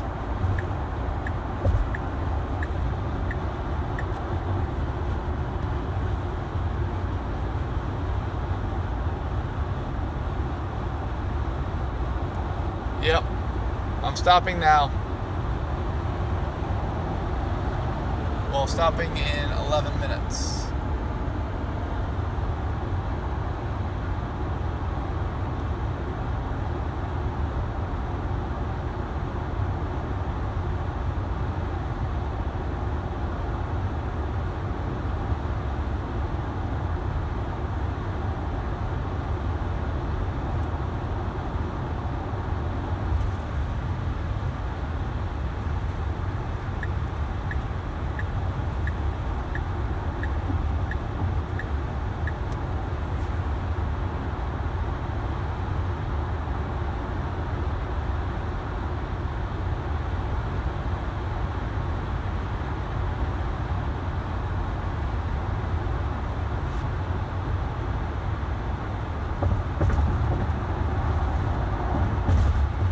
Yeah, I've got YouTube. I really just use YouTube on long trips as my DJ. I pretty much put any song I want on. And, you know, just, I don't really watch any of the videos. I just listen to the music. That's what I do. But these live videos are helping. It sure keeps me awake and engaged. Blind spot warning. Well, I don't think it needs blind spot warning because it has auto lane change, which I've been using.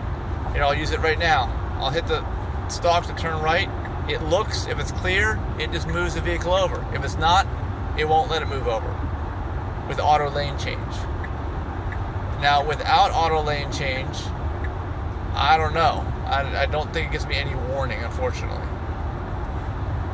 Like audiobooks, yeah. I've done some audiobooks before.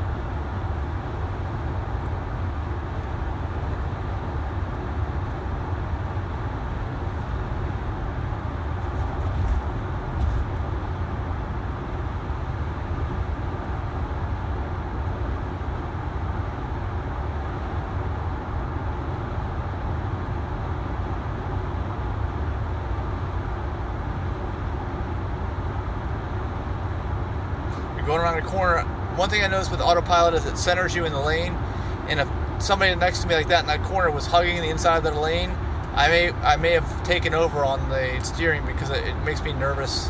Not nervous, just I don't want to end up possibly touching the car, you know, that's next to me.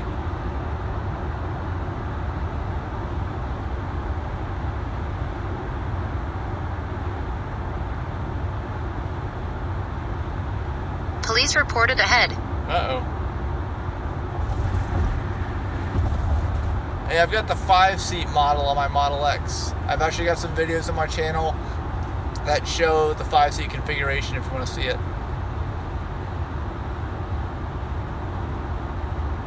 What's latitude control? What does that mean?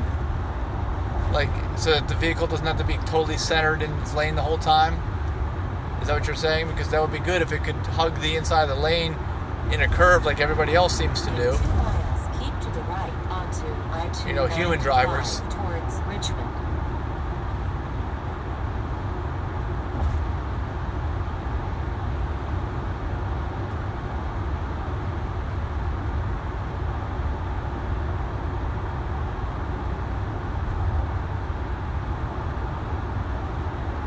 Alright, I need to get out of this lane. Whoop. Auto lane change pretty much cut somebody off. Look at them, they're right there in my mirror. See them? Put them on the screen. In 1 mile. Exit left to exit 43A, I-95 North, They're Washington. a lot closer than they appear, as in most mirrors and screens. So flip that. Look at that.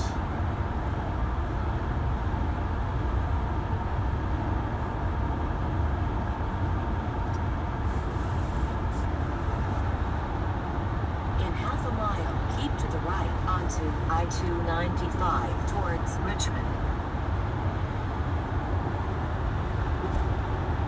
These lanes are pretty faded right here at the lines, but it's still recognizing them pretty well. Alright, speed limit's lower. I gotta Exit left to exit 43A, I-95 North, Washington. Oh, let's turn off. Waze is giving me the wrong directions. We're gonna have to not listen to Waze on this one. Because Waze is taking me out to DC. It's gonna be complaining at my every turn. That's gonna be annoying, I know.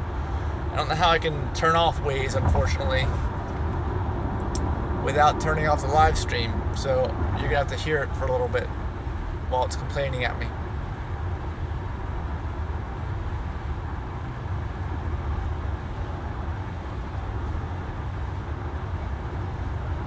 In half a mile, take the exit right onto I-95 South towards Richmond, then bear left.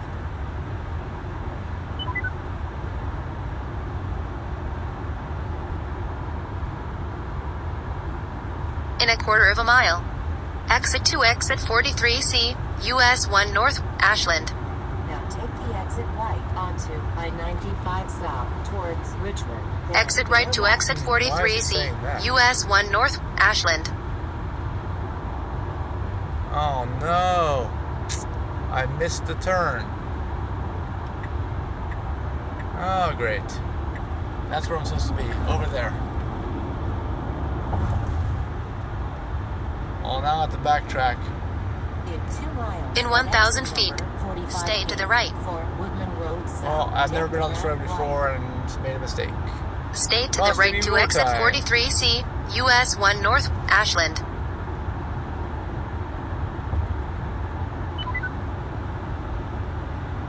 In 700 feet, stay to the right. Stay to the right. Yeah, you're right about the stops. In the future, In I'll need to 1.4 do that if I'm miles. doing a long live Exit stream to video exit like this. 45B, Woodman Road South. In 1.4 miles.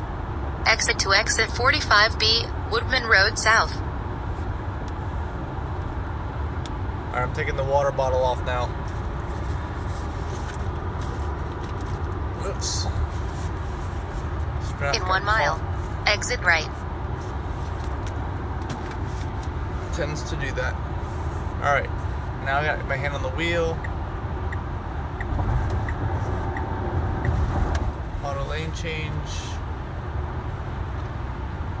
Woodman Road South. That's right. In half a mile, at exit number 45B, for Woodman Road South, take the ramp right.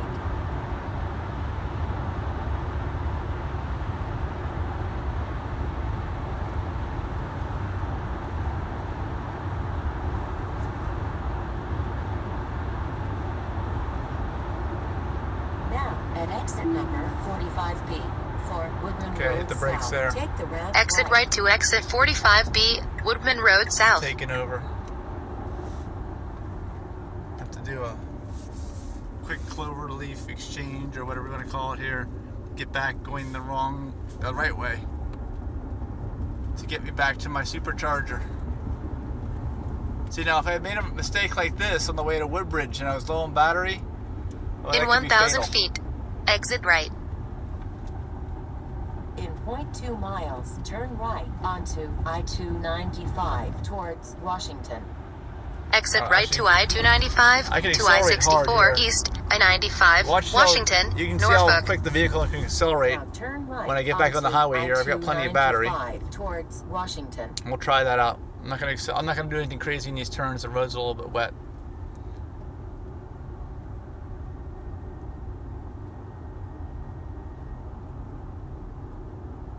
Alright, here we go. Once we get on the highway, we'll see how it does. We're going about 30 miles an hour. There's some cars right there. See how long it takes to catch up to them. Ready? Here we go.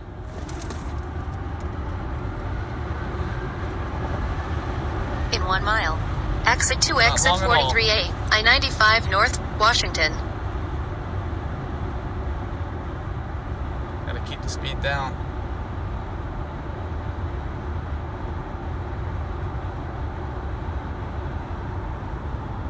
Alright.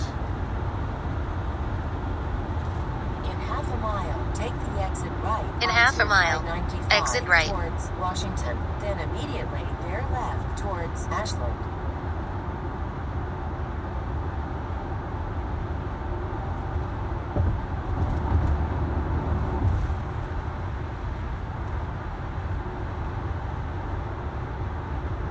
Now take the exit right onto I-95 towards Exit right to Washington. exit Then 43A, immediately bear I-95 left North, towards Washington.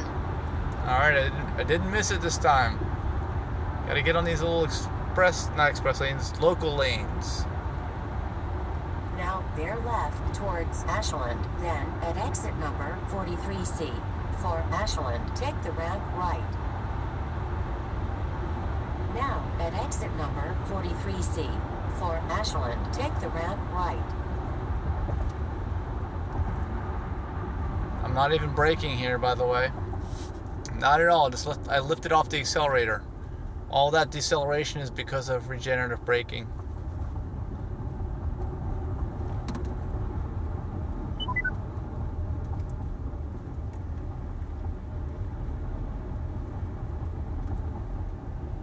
In 900 feet, exit to I-295, I-64 West, Charlottesville.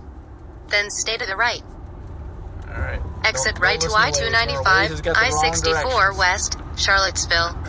Then stay to the right to Oh, my exit voice is getting 43D, raspy. US 1 South, Richmond.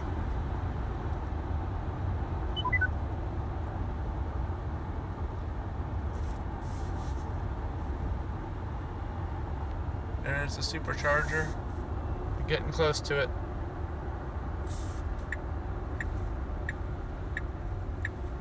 Do I ever over supercharge? Well, you're only supposed to charge to about 90% unless you're on a trip, and we'll be taking off the excess right away. If you let it sit with a full charge, it could really mess the battery up. Apparently, anyway. So I'm not going to supercharge to 100% here. I'm just going to maybe supercharge for 20 or 30 minutes, then get on my way, and then I'm going to fill it up actually at Potomac Mills supercharger, because I'll be getting right back on the road again after that, and I want to have as much battery as possible.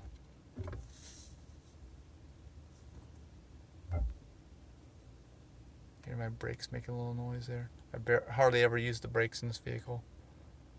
I've got my other car was a Lexus. I still have it. CT200H hybrid. It's got almost 200,000 miles on it. I have not changed the brake pads yet because I am very aware of using the regenerative braking, and you have to be a lot more in careful 500 in that feet. vehicle. Then turn right. It doesn't have much regenerative braking. It has some. Turn right. Then turn right on Technology Park Drive. Alright, here's the supercharger, and there is nobody here. And remember, the thing you want to do for best use of the supercharger is go to 1A if possible. 1A is going to Turn give right. you... Then turn left on right. Technology That's Park 1A Drive. right there. Let me give you the best, quickest charge. Alright. Make a U-turn. Then Use turn my- left on I don't even look Technology in the Park rear view Drive. anymore.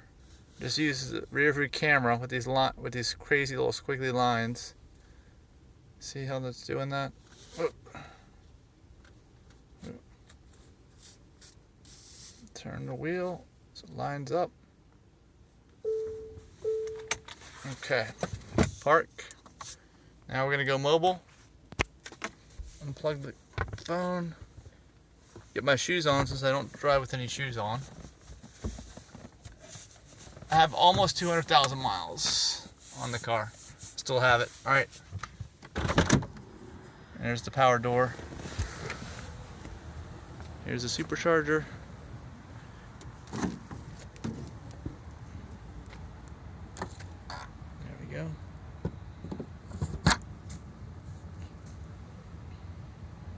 It's charging. Looks like there's a party over Panera Bread over there. See that? They're unloading some stuff. These superchargers are usually located in plazas where they've got lots of food and bathrooms, but unfortunately everybody's closed here. There's no bathroom, and I'm going to have to stop at a rest stop, so you'll get to watch me stop at a rest stop. There's a Five Below over there. There's a Best Buy across the street. You know, there's a Best Buy. You can't see the sign, or you can't see it very well. But there's 1, 2, 3, 4, 5, 6, 7, 8 superchargers here. And right here is the inverters are behind this thing, or whatever they call transformers. Alright, questions. Let me see what you guys have.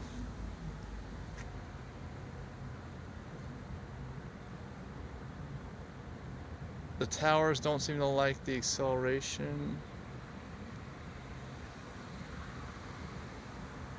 Oh yeah, the price is right.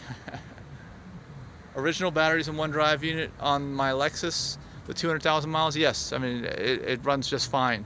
Don't seem to have any issues at all. But I'm not a fast driver. I'm kind of a slow driver. I'm driving much faster with the Tesla, though. Do you have the new Falcon Wing door buttons? I'm not sure if I do. Here, we can... Actually, I can't check in now because I'm recording live. I can't check in on PlugShare. I'll have to do that later, saying that I was here, if I remember. Let's see, I can't even take any pictures. What can I do? Well, here's how I do the power door buttons on this. To close the door, just tap it, it shuts. And let's see.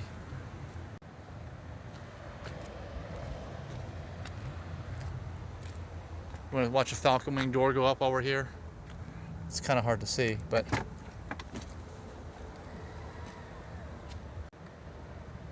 there we go.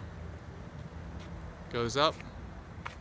And then there's a button right over here you can push to drop it down.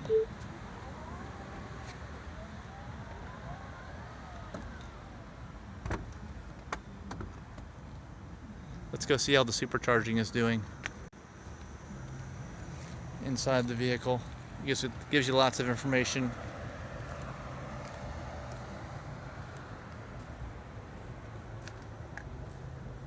Okay, I crashed the party at Panera.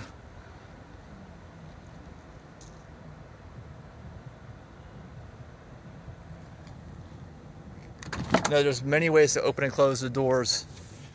Here, like when I step in here with the power door, I just put my foot on the brake pedal and it closes the door. Alright, let's see how we're doing with supercharging. Actually, it's getting cold in here. I think the temperatures have dropped. Yeah, it's only 71 outside. Oh my gosh. That rain really cooled things down. Hour and 10 minutes remaining. I've got 325 miles per hour right now. That's a 326. That's a pretty high rate of charge. See, my charge limit is all the way up to the top. I have 100%. I haven't lowered it down.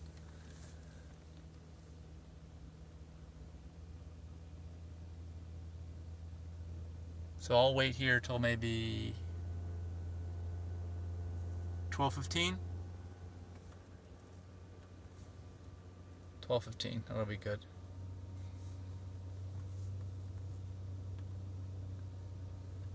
Other Tesla themed channels, I don't watch them. I did before I bought my Tesla, but since I bought it, I don't. Not anymore. I just don't have time. Yeah, I usually charge to 90% unless I'm on a trip and will leave immediately. Then I'll do 100% if I need it. This is not Lexington. This is Glen Allen, Virginia, just outside of Richmond. That's where we are. Actually, I'm getting hungry, so I'm going to mute this for a minute and actually set the phone down. See, where can I set the phone down? I don't even know where I can. So I'll hold the phone. I'm going to mute this for a minute while I'm eating.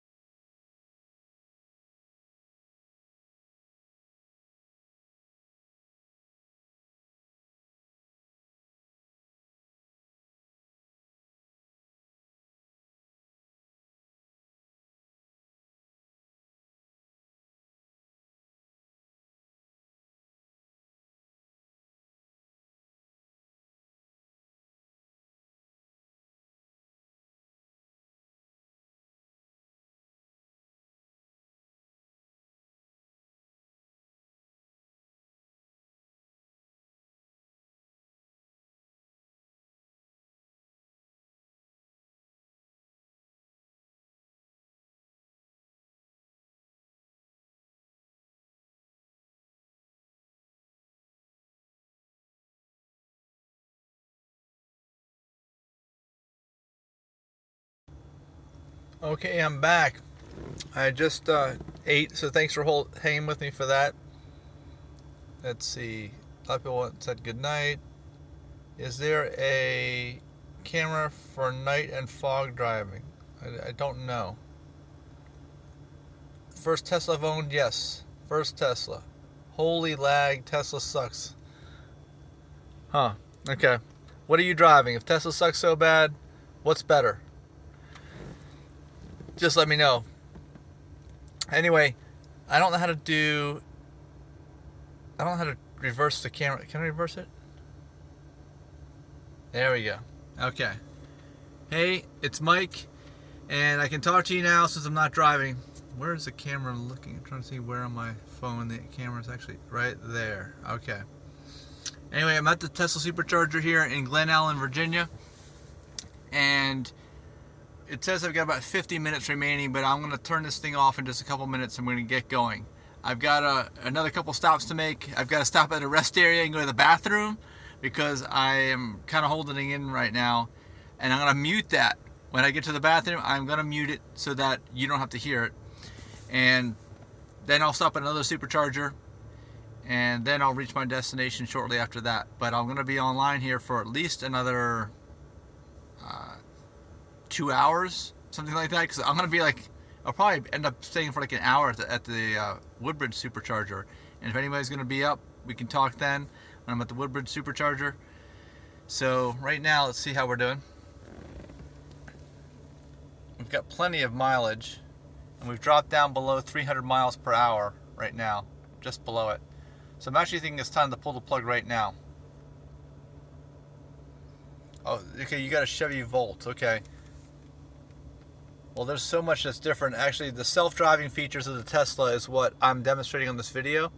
And once I get back on the interstate, you'll see how it works. So if you want to hang out with us, what is this? First, I can't read the name. First Po JKH. Hang out with us. You'll see how the self-driving works on the interstate. Alright, anyway, I'm going to turn this off. And what I usually do, if I have not completed the supercharging, the way I choose to turn it off is to actually push the stop supercharging thing right here.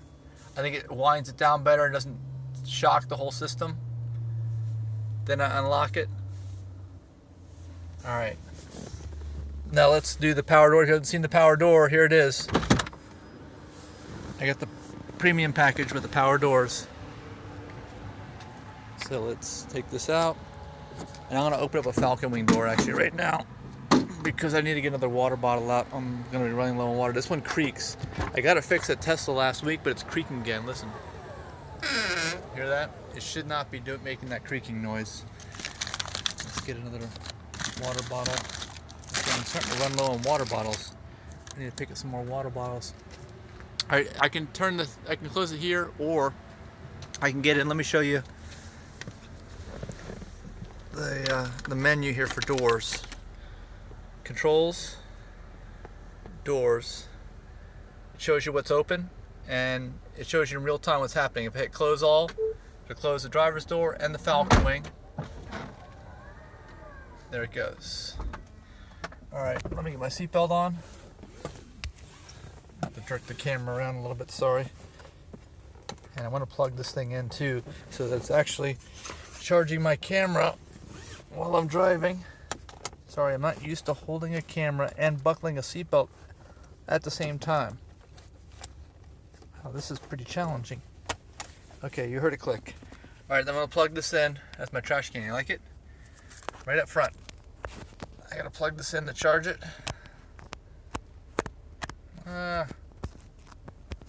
Actually, Waze is not going to be coming on again, I think. Unfortunately, since I'm doing a live video. I think it shuts off and I have to restart it because it knows I'm not moving. Look at all this fog happening. Condensation, I mean, on the outside of the windshield. Okay, now we are going to go navigate to Woodbridge Supercharger. Woodbridge. Proceed to the highlighted route onto And I'm going to stop and go to the bathroom at the well, actually, maybe I'll hold off on that. Yeah, I will.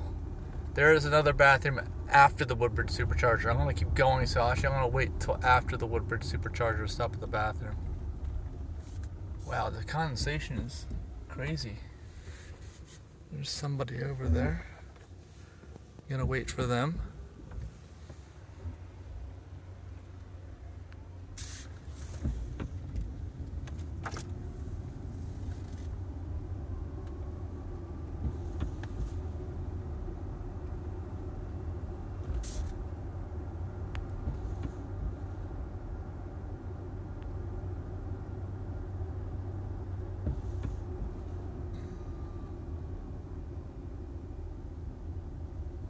Okay, the guy who would rather run to a bear trap than trust Tesla. Oh, I went the wrong way. Oh well. All right, it's gonna add a little bit of time to my trip here. Again, wrong turn. But I'm gonna turn on autopilot in just a minute.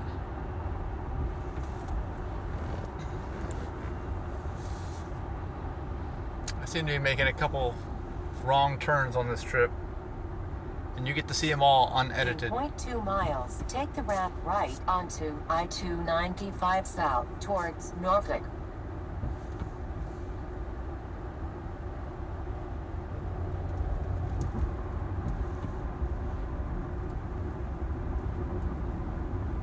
Now take the ramp right onto I-295 south towards Norfolk. Norfolk is where I just drove from. That's where I started this trip. If you go back in the beginning of the video, I was stuck in a traffic jam before I got into that tunnel. 0.2 miles, bear left towards Washington, then bear left towards Washington. Alright, so you got to wait till I go through another supercharger before I make my bathroom stop, which will be live. Now bear left towards Alright, let's Washington, accelerate quickly, get this over quickly. Washington. In 0.2 miles, bear left Not sure which towards lane I should be in. Washington, then bear right yeah. towards Washington. Now bear left towards Washington, then bear right towards Washington. In 0.1 miles, bear right towards Washington. Now bear right towards Washington. As soon as I get on the highway here, I'm going to turn on autopilot. Just doing this little clover leaf onto 95.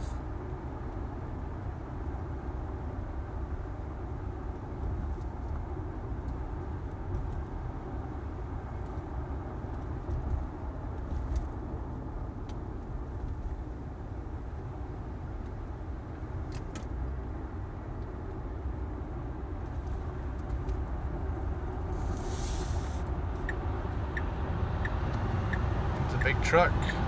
I'm not going to try to scare him with my speed. Let him go by. Alright, let's turn autopilot on right now.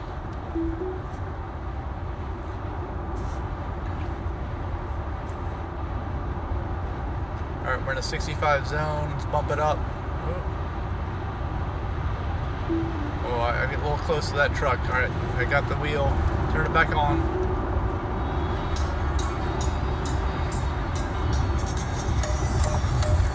Auto lane change.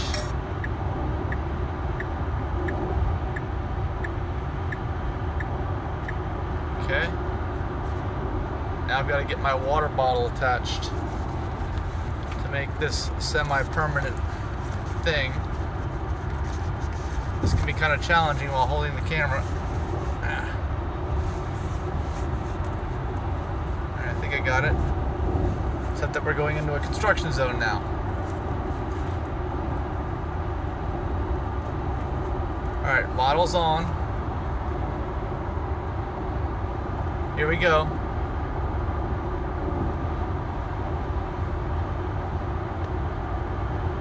Everything's looking good right now.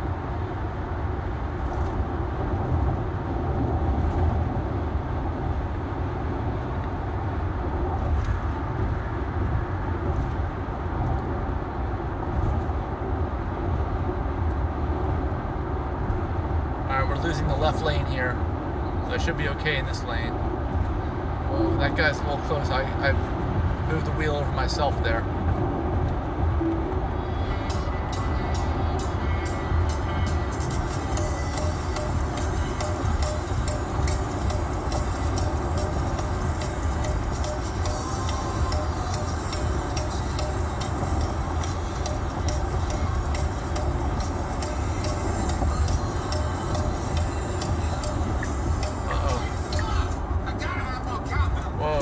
braking. Guess what? I got a fever. And the only prescription is more cowbell. Alright, let's put autopilot back on.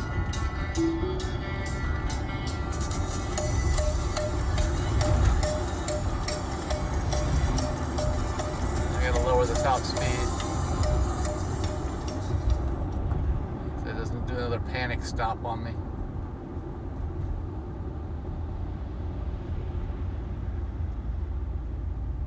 Alright, I want to try to do this super smooth thing. There we go. Back on.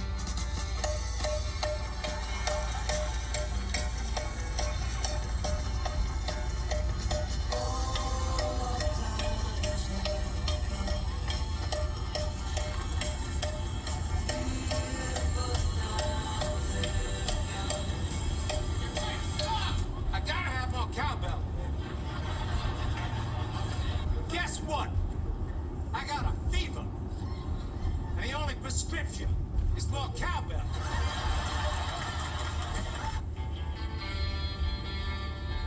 Looks like we're losing this lane too.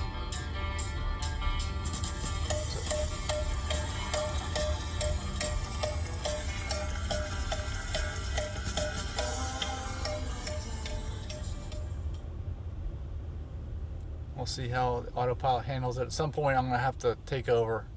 It's not going to be able to do it all the way.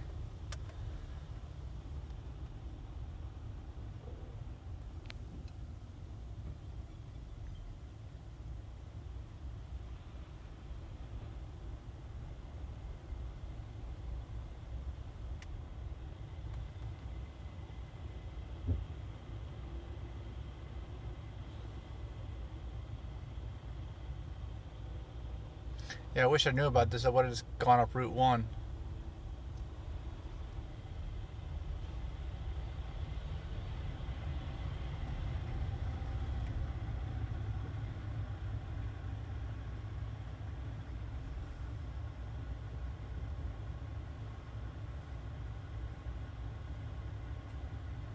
Yep, of course they do have construction traffic. Oh my gosh.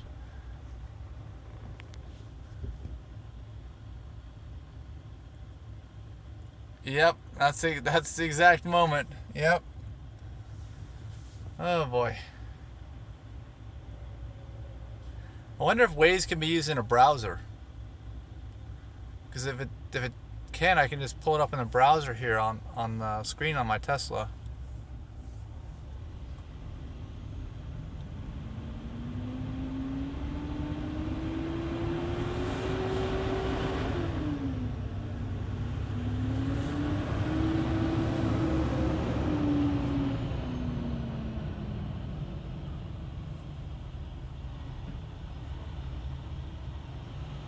Alright, thanks for looking for that.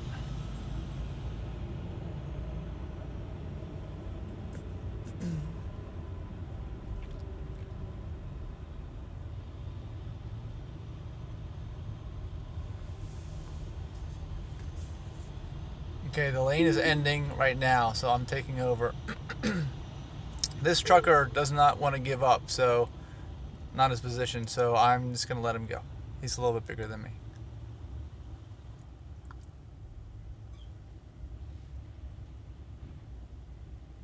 I can roll back too. Look, I'm rolling back in the Tesla. Roll forward, roll back. You can do that. You'll think you have a stick shift.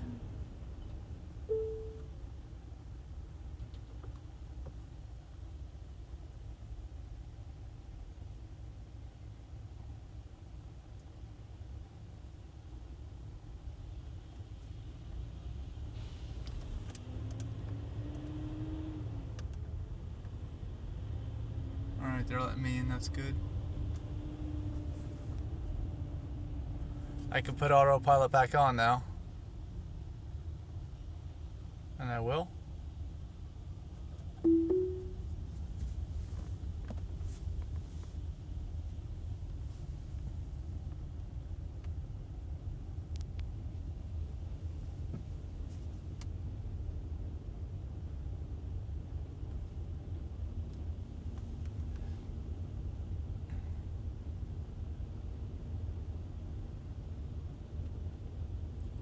What is the green around my car? Are you talking about in the upper left-hand corner there? Those things? That's auto headlights or auto high beams. That means regular beams are on, and it'll turn to blue, and that grayed out one will go blue when high beams come on, if that's what you're talking about.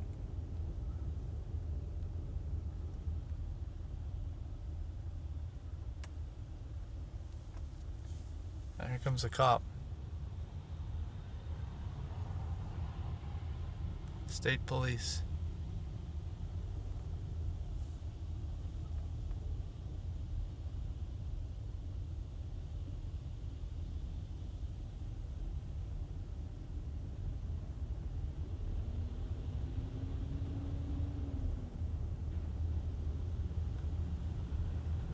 Here comes another police officer. State police.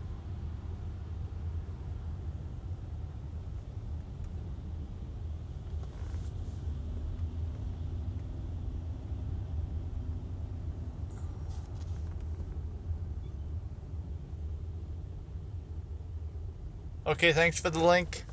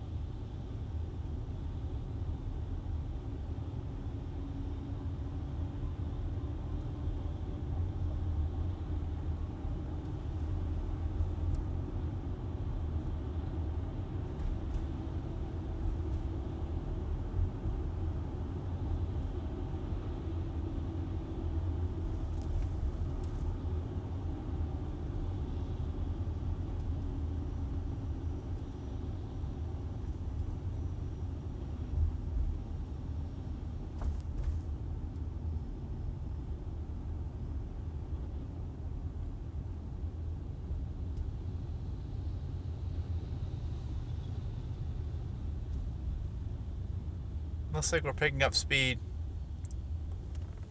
And at these low speeds, the autopilot's doing pretty good.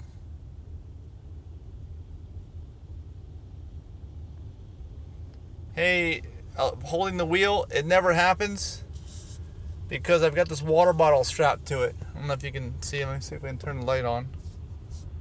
There.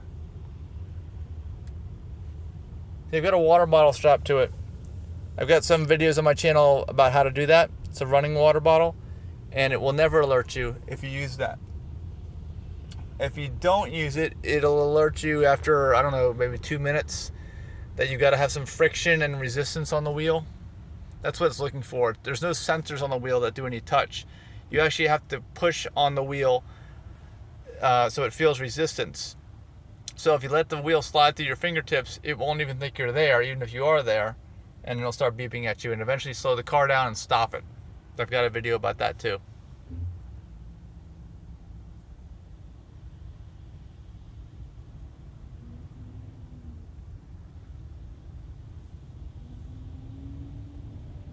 You're welcome.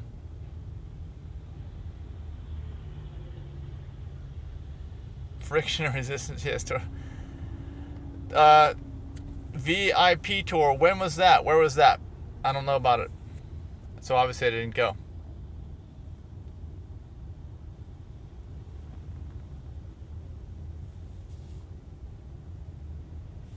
Oh well, this lane's changing. Let's see how AutoPilot does. Oh, AutoPilot's not working here. I gotta take over. It was just gonna follow those lines. It doesn't seem to react to any of these types of barriers or cones or anything like that. It doesn't react to them. Oh, the Gigafactory. No, that's out in Nevada. Nope, I did not. All right, put AutoPilot back on.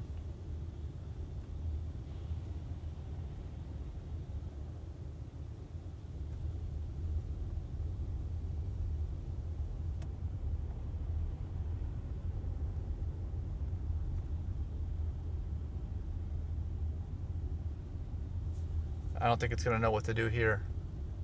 Yeah, the wheel's is turning the wheel. Not sure. It's following the truck in front. There's no lines. I'm going to take over. I got to take over there.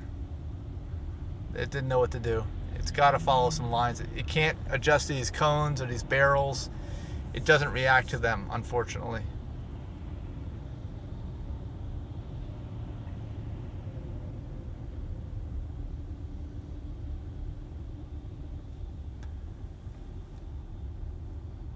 Oh, we're all getting off the highway here. I guess they're doing some bridge work.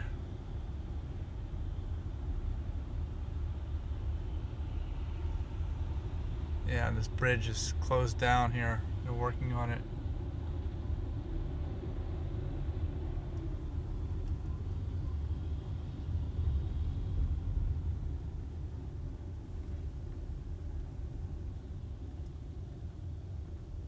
Yeah, it might be. Oh, I have AutoPilot 2. AutoPilot 2 is what I've got with the full self-driving option that I already paid for through Tesla.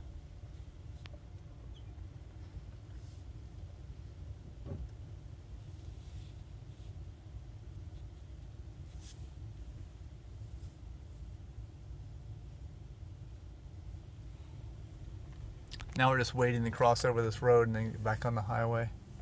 We're almost there.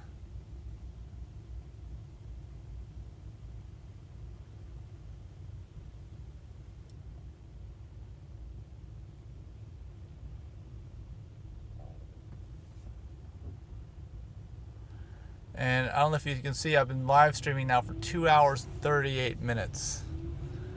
I've got at least another 2 hours to go, I think.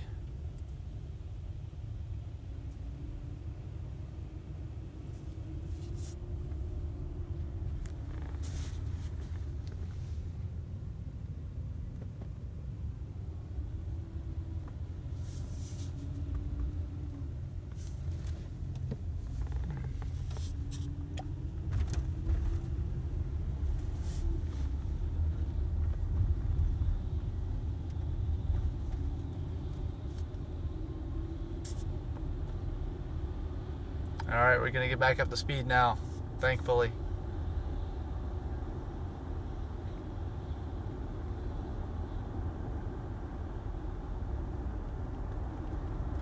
The connection's poor. I see that. It'll get better soon.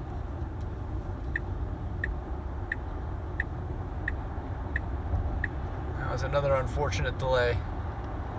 Let's speed it up.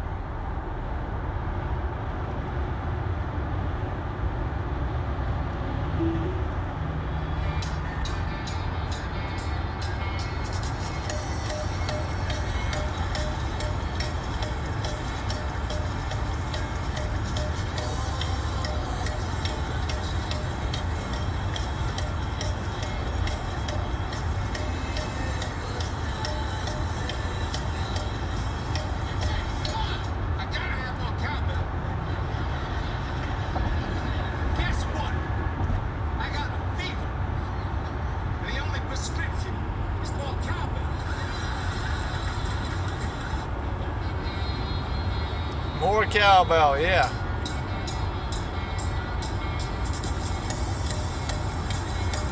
A piece of bridge fell off, went through someone's sunroof. Where is that you live?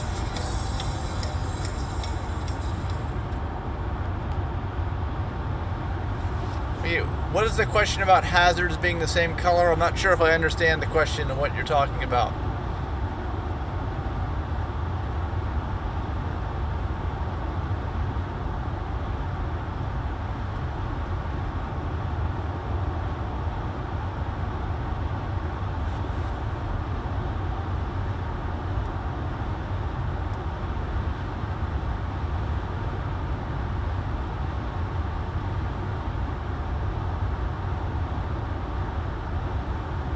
Alright, speed limit 70, we're going to bump it up.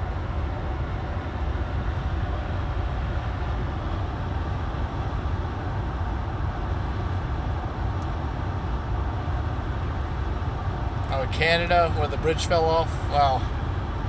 The piece of the bridge, anyway. I guess you guys have a lot more issues with things due to the freeze-thaw cycles up there. with the roads and bridges, I'm guessing.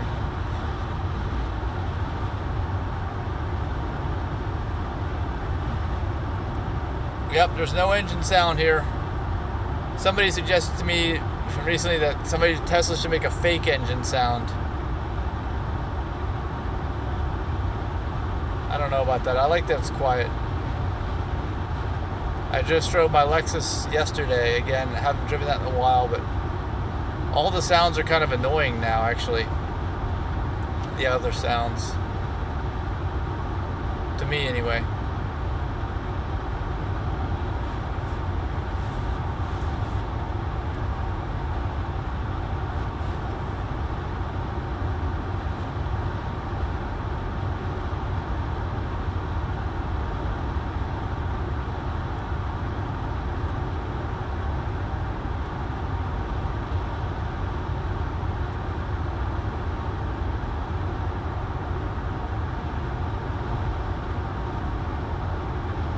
Yeah, I see. I hear you about the temperatures there. Yeah.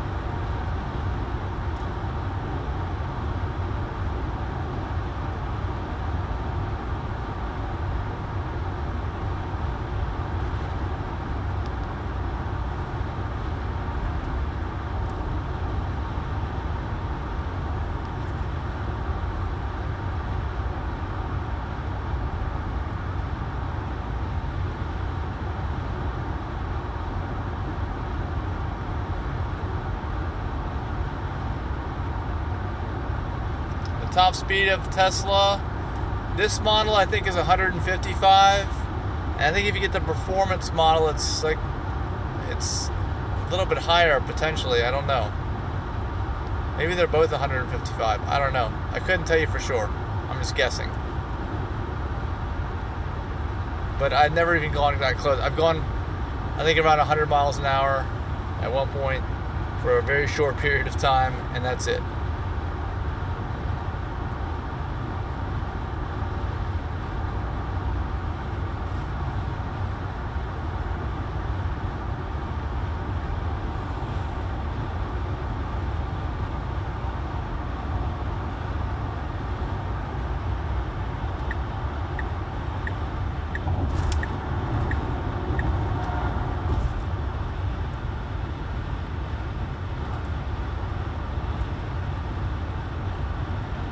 To drift, yeah.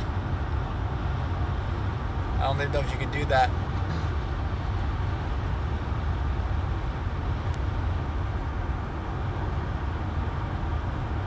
Too many safety features. Also, I don't know if anybody out there had seen the Model X crash test videos that were released a couple days ago, but I think it's supposedly supposed to get the highest rating possible of any SUV. I think somewhere I read said that it's supposed to have, like, based on these crash tests, half the possible personal injury rate of the closest SUV, and all that sounds really good, actually. I was kind of wondering about the Falcon Wing doors, the fact that it has those, that maybe it would somehow compromise crashworthiness.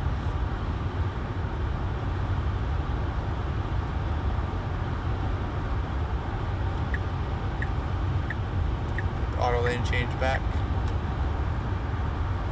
I'm going to drop the speed down a little bit.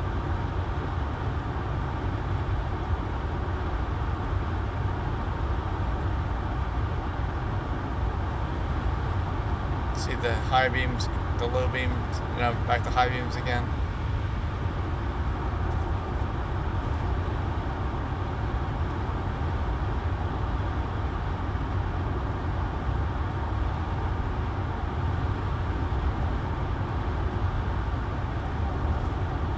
Getting a little squirrely here, a little back and forth ping-ponging in this lane. I'm noticing that. That's back, it's better now.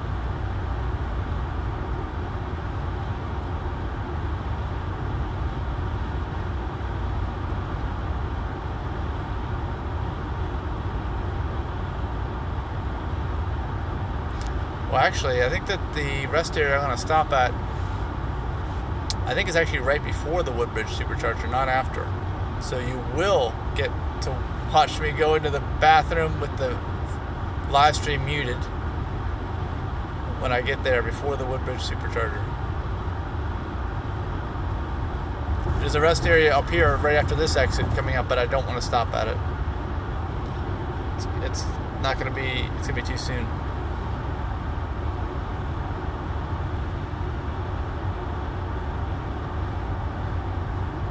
Yeah, you think it would be the lowest insurance rate, but I think also in the news over the last few days is the fact that insurers are upping the premiums on Teslas because they're so expensive to repair. That's what I'm hearing now. So I don't know, maybe that one offsets the other, who knows? Because they've got all aluminum bodies, or at least the X is all aluminum. I don't know if the S is, but the X is. And it's got sensors underneath the aluminum skin in the doors too.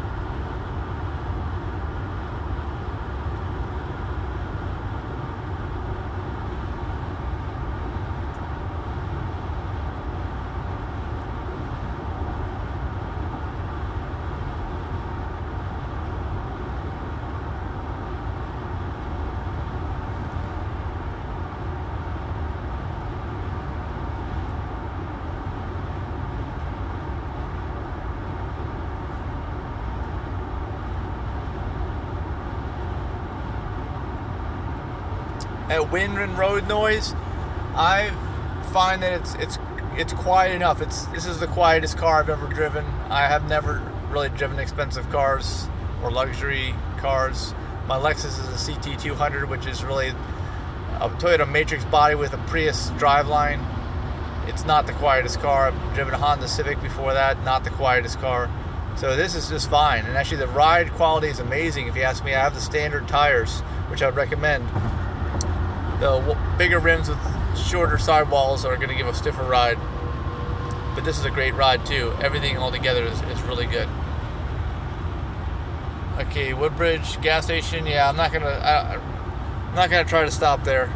I know what you're talking about over there, but I don't know. I just go to the rest area, at least for this trip anyway.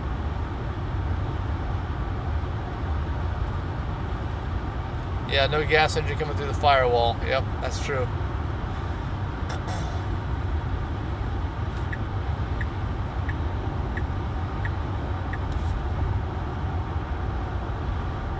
Auto lane change did a good job there. Any mods planned for my vehicle? Just what I've done so far. I got videos on these. I tinted all the windows, including the big, ginormous windshield, and had dark tint at the top. If you look at my videos on that for tinting, you'll find that I've put in floor mats that are all weather guard. I got rid of the carpeted ones that did they give me carpeted ones? I think they did. Yeah, I've just got the all weather guard ones. I got on Amazon. Those are great also. So I got a video on those. Check that out. I've also got a Tesla car cover, which I'd highly recommend, the Tesla car cover. And I also got a video on that. And that has a big opening in the front for intake so that you can have your climate control and charging going when the cover's on. Really, I don't know about charging, but climate control, yes, from the app. And it also has a charge port that Velcros on and off, so you can stick a charging plug in there when it's covered. So check those accessories out. I don't really plan on getting any other accessories, except for the Obus form that I use in all my seats to keep my back from hurting me. And you might want to check that out. Obus form. Let's see. What else? Oh, yeah, I have seat covers on the front seats. There's these washable seat covers from EV Annex. I've got videos on those too. I've got videos on all the stuff I'm telling you about on my channel if you want to take a look at what those are. And I highly recommend all those. Outside of that, I'm not getting any accessories that I can think of. Yeah. And see, if you change the rims or anything, then it's going to mess up the graphics on my display because Tesla has it customized for the rims that I got when I originally bought it. And anyway, these tires are big enough, and I do off-roading too with this vehicle, so I don't want to get any really expensive rims or tires that are performance or anything like that, because I want to be able to go off-road. I've got videos on that too about me going off-road. And when you take a look at the videos that I have of me going off-road, I'm actually going in some really deep, fluffy sand. So don't let anybody say, oh, my car can do that, because I've seen comments like that. My car cannot do that. My car will be stuck. I know, I've taken my car there. So this vehicle does really, really well off-road and in some really tough conditions.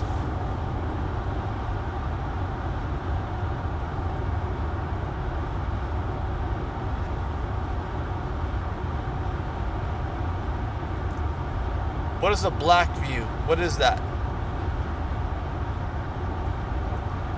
Oh, thanks for loving the channel. Appreciate that. Thanks for letting me know. Yeah, you're welcome. Thanks for watching the stream.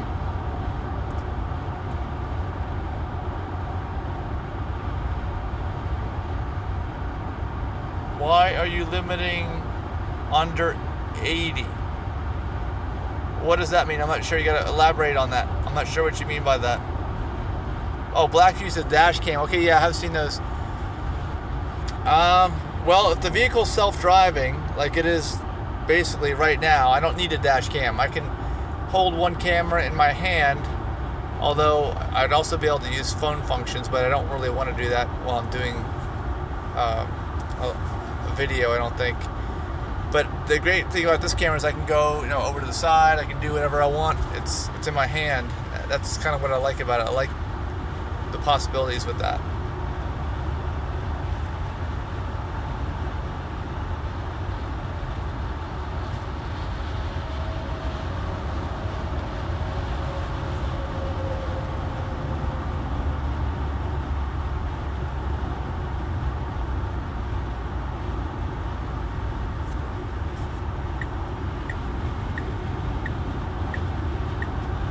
There's the rest area I was telling you about. Just gonna pass it right by.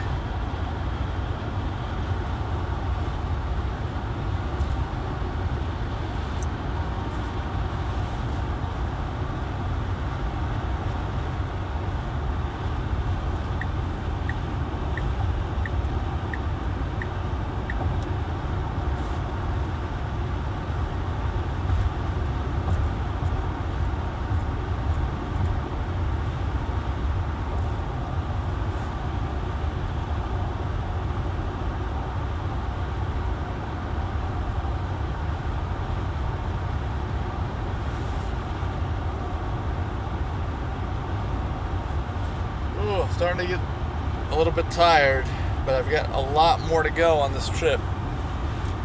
If you hear me, let's see, the water bottle.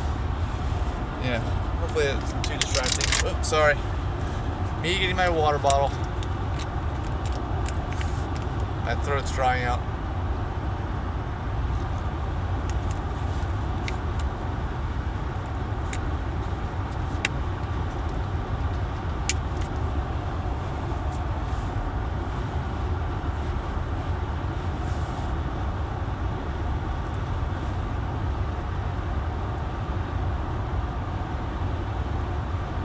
Yeah, there is a tent attachment. There is.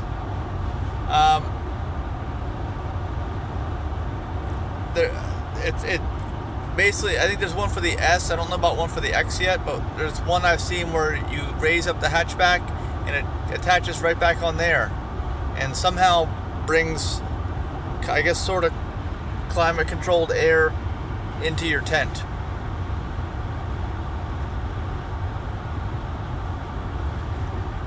Okay, look, I'm in fog now, so I'm going to turn on the rear fog light. Rear fog.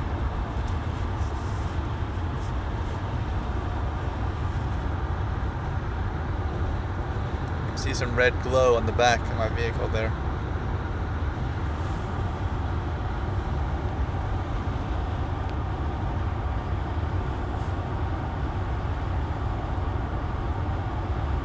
Yeah, I can see many uses for the dash cam, like you're saying.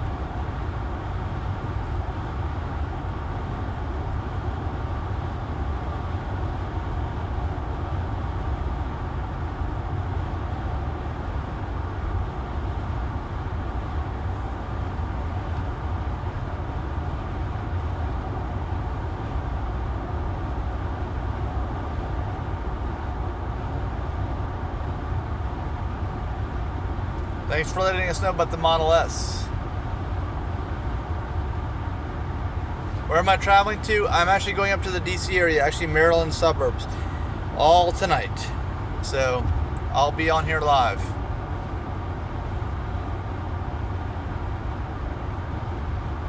Yeah, Waffle House, yep.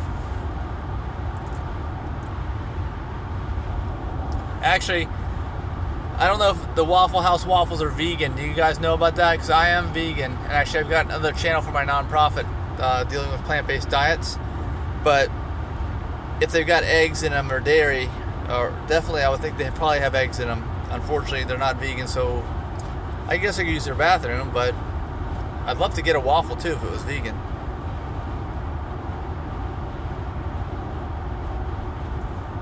Now what is that? Oh, see that little yellow? That means that the rear fog light is on.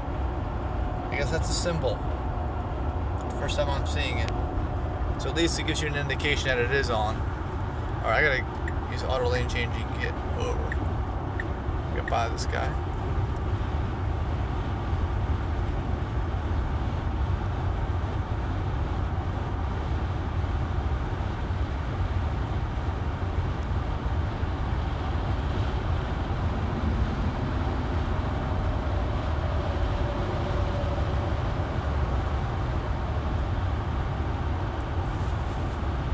My career field, I'm in real estate, mainly in the Raleigh, North Carolina area, although I'd like to start up, I'm looking at starting up again back in the DC area. I used to do it in the DC area and kind of let that go, but now I'm looking to get started back up again in DC as well as Raleigh, maybe even Florida as well. But I also have a landscape business in Maryland, which is why I'm going up here for that.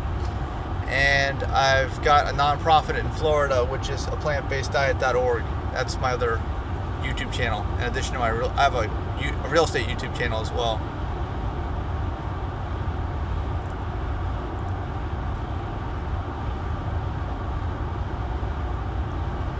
Yeah, I'm always busy, always working. But I love what I do. All the stuff I do, I love it, so it doesn't really feel like a job. And that's a great thing.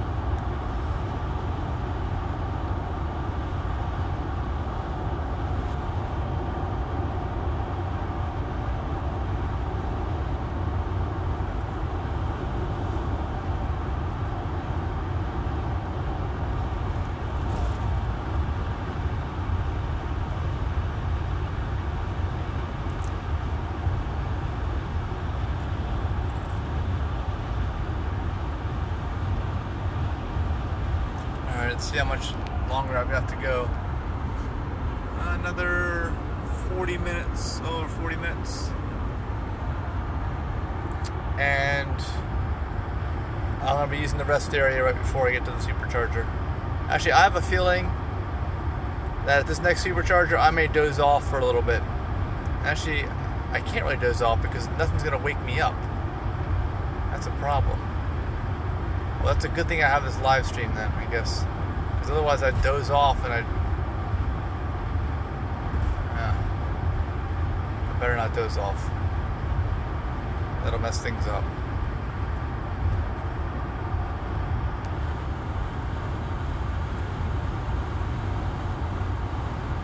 Well, I've been live streaming for 3 hours now. Definitely my longest live stream video ever.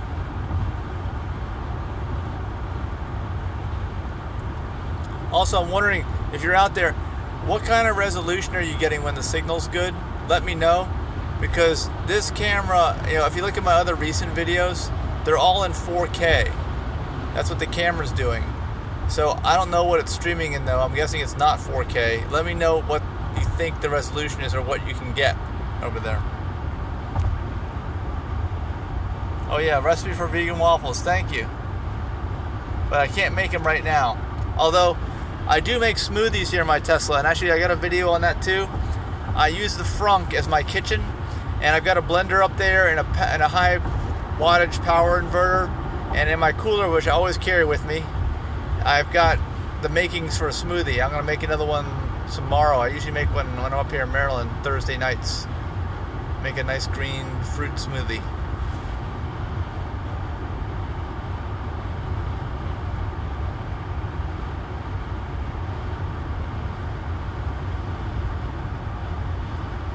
Yeah, gluten-free too, and vegan. That's good.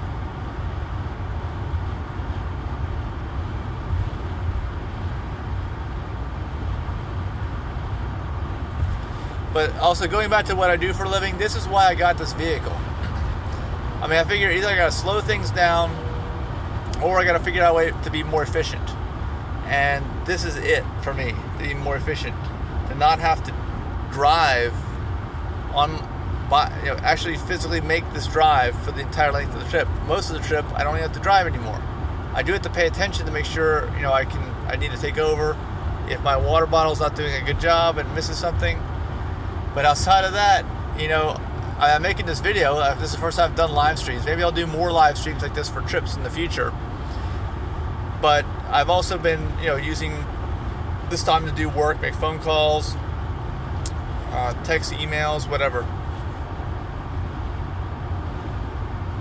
720p, that's pretty good, yeah, for streaming. I wonder how much data I'm using. Oh my gosh. I have unlimited with Verizon on the old grandfather plan, so hopefully maybe I have the ideal plan for doing this on the road from mobily. Actually, I've got videos on that too on this channel about the changes they've tried to make recently, the Verizon in their old grandfather plan, and then bringing back unlimited, and the fact that they throttle you back. It's not really unlimited. Well, and actually the old grandfather plan turned out to be not really unlimited because they started getting rid of people, and they may do the same for me, unfortunately.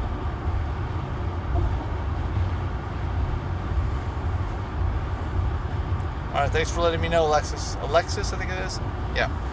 Sorry, I'm having a hard time reading the small font that the names are in on this phone.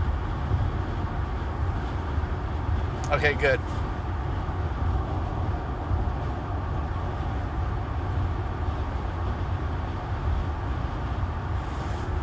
And Alexis, where are you from? I know other people have told me, so I don't think you've mentioned where you are.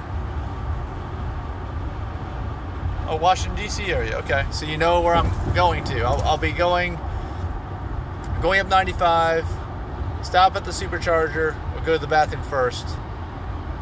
Then I'm going to be driving past Tyson's, across the river into Maryland, and up into northwest Montgomery County is where I'm going to end up. That's where I end up.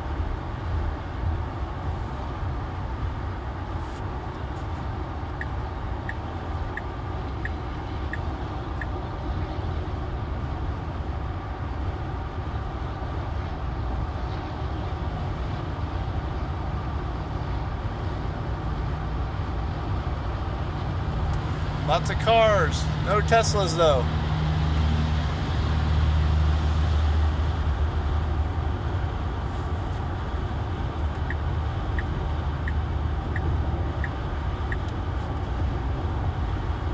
It's so amazing. I don't even have to look over my shoulder anymore to make these lane changes.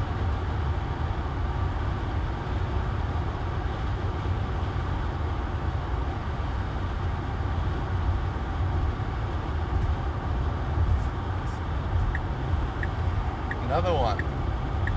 Don't even have to look.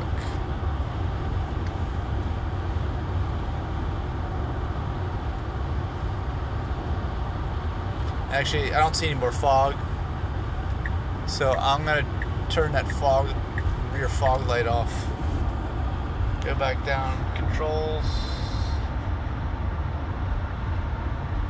rear fog, turn it off. Out. Okay.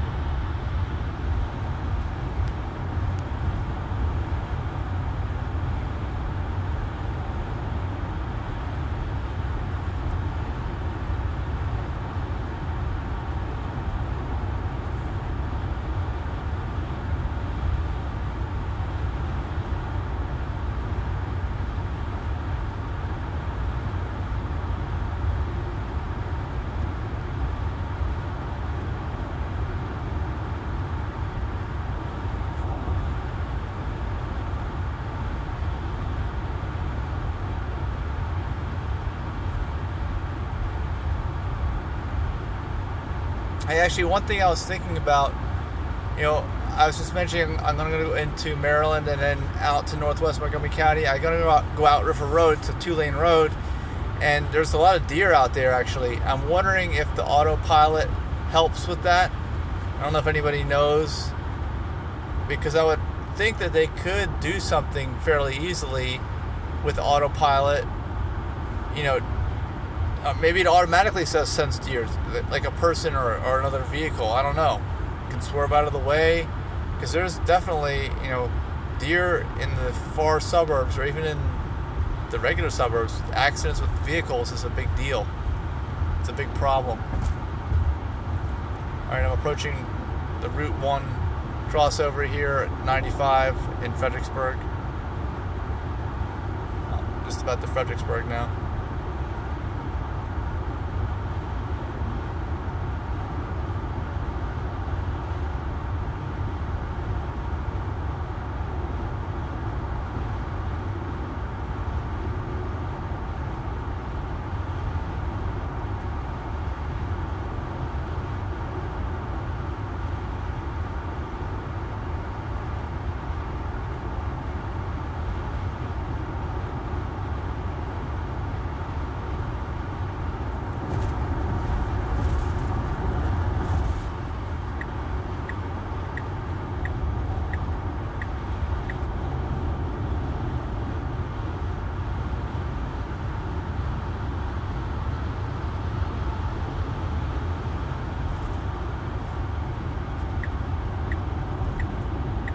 Auto lane change again. There you go.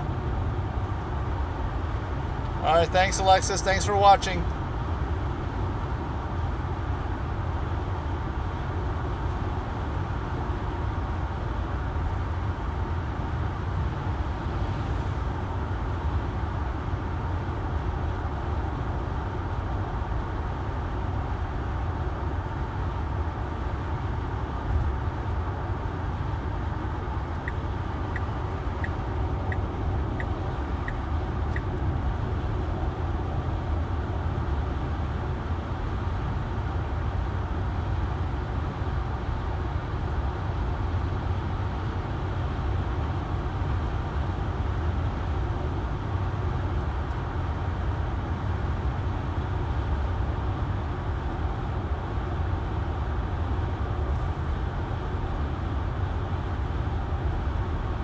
Uh-oh, poor connection again. Must be in between mobile towers.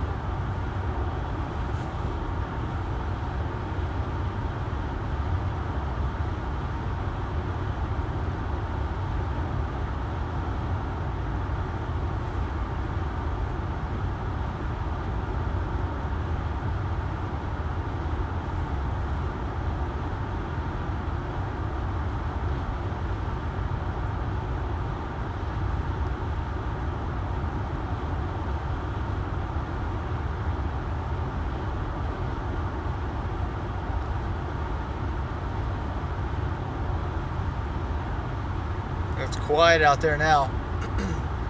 Quiet on this road. No comments to keep me awake. Anybody out there? If you are, say something, because when it gets this late and I'm driving, I tend to feel like I'm gonna doze off at any moment. And this is actually one of the reasons why I have the autopilot system, just in case. Hey, how's it going? That Shelton, I think it is. Hard for me to read that.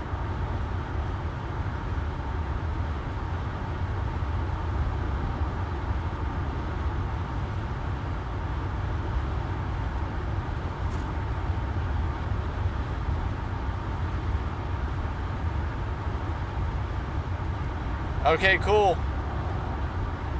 Hey, where are you located? You can see on the map exactly where I am right now.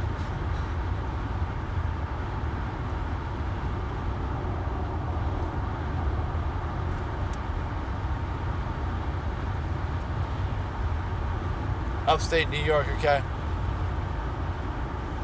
What do you do for a living there?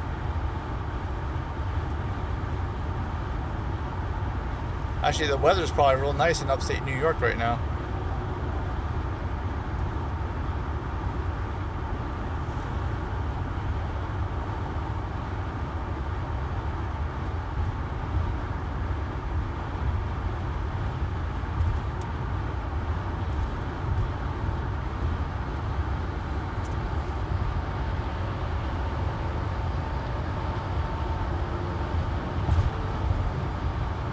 How long?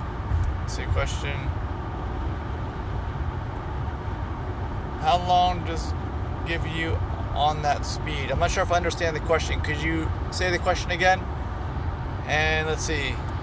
Shelton, I think you said you work for GE Research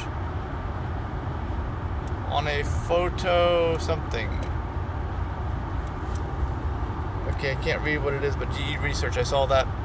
Oh, at this speed, range-wise, well, like right now I've got 128 miles left. This vehicle has 260 miles of range. And I'd say at this speed, it probably can do just about that at this speed.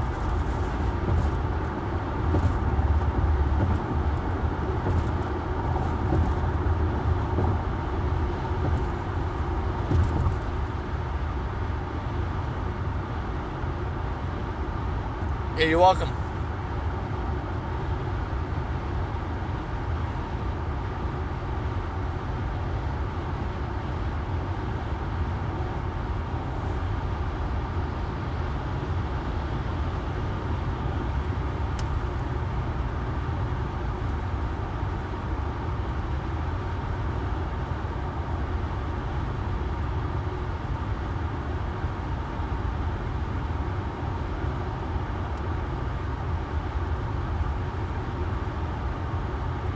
Yeah, it is a long trip, yes. And oh, I do use trip planning. I mean, I haven't used any that EV Buddy, whatever. I've only ever used, what I use is a combination of the GPS here in Tesla, because it routes the superchargers, gives me, you know, what my vehicle battery level will be when I arrive at the supercharger, tells me if people are there. I want to know all that. So it gives me that. And I also usually run Waze at the same time. I was running Waze earlier tonight, but it shut off when I stopped at the supercharger, and I can't restart it because I'm doing the live stream. So I usually run both of those simultaneously, because Waze tells you, you know, where the cops are, road hazards, accidents, and it's usually a better route actually for traffic. Look at that traffic on the other side of the road. They're practically standing still. I hope I don't run into any more of that on my side of the road.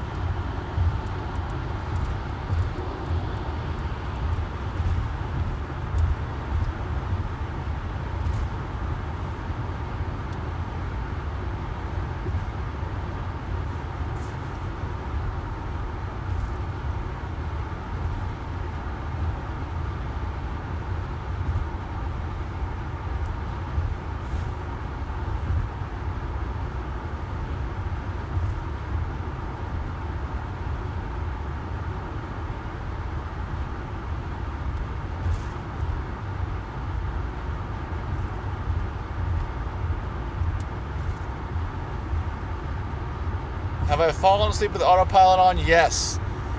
Actually, if you look at my channel, there's a video I made about my 2,000 plus mile self-driving AutoPilot trip from DC to Naples and back. And on the way down, yes, I did fall asleep a few times in the middle of the night when I was driving. And I woke up and it was doing just fine. So I'm glad I had the AutoPilot. That was a long trip. I mean, I did that in a couple. I didn't even take any real rest in between. I think maybe I had a day in between, up and back. So that is, I think, probably the world record for the longest, mostly autonomous drive, because I had to shut the system off, you know, to go to the superchargers. So it was pretty much full autonomous as much as it could be anyway, this day and age. Self-driving for almost the entire trip. And actually, that's my most viewed video ever on this channel. I think it's got like 10,000 views on it right now. It's a long video. It's about 30 minutes long, but it just has clips from the whole drive, just on the way down, not on the way back up, just the way down.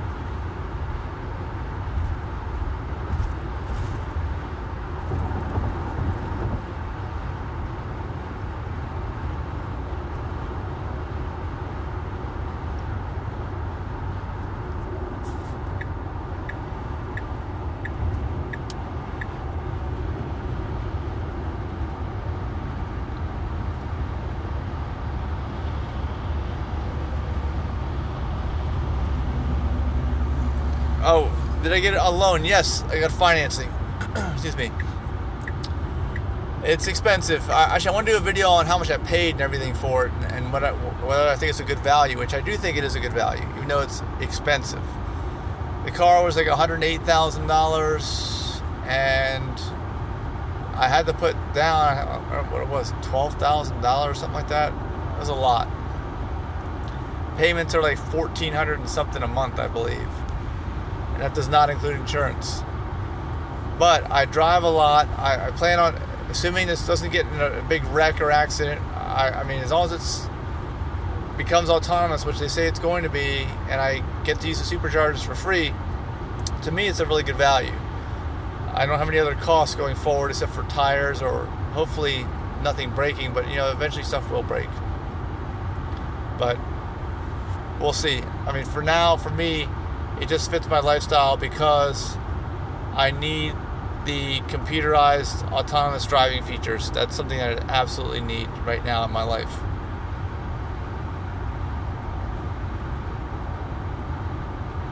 Autonomy level 4 is what you're saying? Well, this is supposed to be a level 5 autonomous. This vehicle is capable of that, apparently. And I've talked to some people at Tesla that say that it can work at stop signs, it does read lights, although none of this is active. It doesn't even read lights right now, or stop signs for that matter. So I know they were saying originally the end of the year, but you know, you probably heard Elon Musk resign from the committee that Trump had him on, Innovation Committee, and I thought that was a shoo-in for getting all this approved for Tesla. But now that he's not on that committee, I'm a little bit concerned about what that means for the company and if that's going to be delaying these autonomous features, unfortunately. So I have no idea the time frame. That was a setback, I think, when he resigned. I understand why he did it, but I think it was a setback, at least a temporary setback anyway.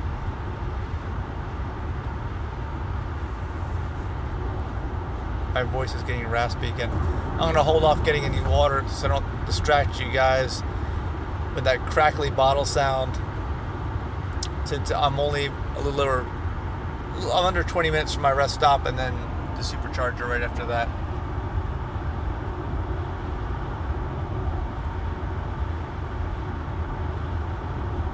They are going to move Tesla to Canada. What do you mean? What part of Tesla is moving to Canada? The factory? The headquarters? Or do you all have superchargers in Canada? I don't even know. I know that they're building more superchargers in Mexico, and I'm thinking eventually I'm going to take a trip down to South America if there's connectivity all the way down to South America through Mexico. And I guess in the future there will be, hopefully.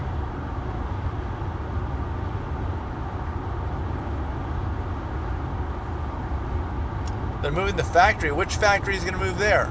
The factory where they actually build the cars? Because the Gigafactory builds the batteries, right? As far as I understand. But the cars are built in Fremont, California. So they're going to be building them in Canada, is that what you're saying?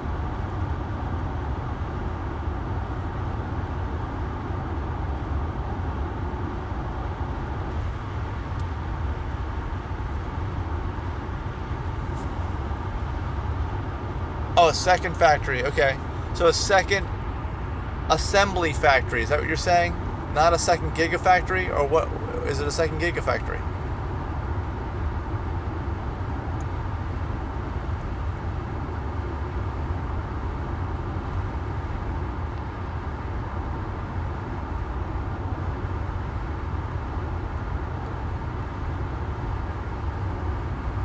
assembly one. Okay. So I'm guessing if they're building to the factory, they're either going to move all the X and S stuff over there, or they're going to build probably only Model 3s there. Do you know?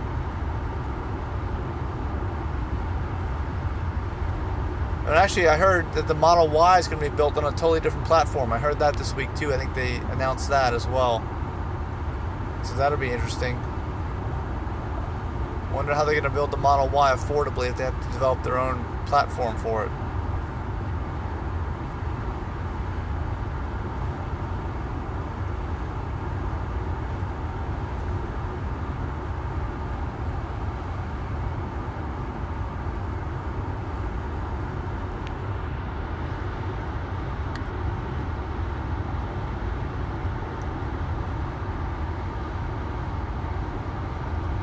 What's my thought on the Model 3?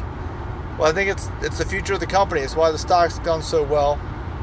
It's got to be affordable, although everybody's saying it's not going to be $35,000. Well, I guess it is a start, but when you put stuff on it, it's going to be definitely higher. So that's still not going to be that affordable, but it'll be affordable enough to bring more people in. Model Y is going to be groundbreaking. No 12-volt battery on Model Y? That's interesting. Where'd you hear that?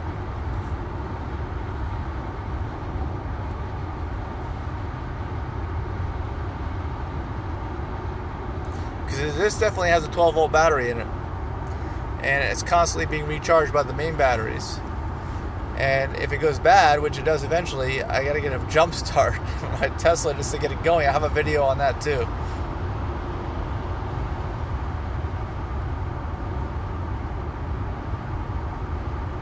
There's a cop up there.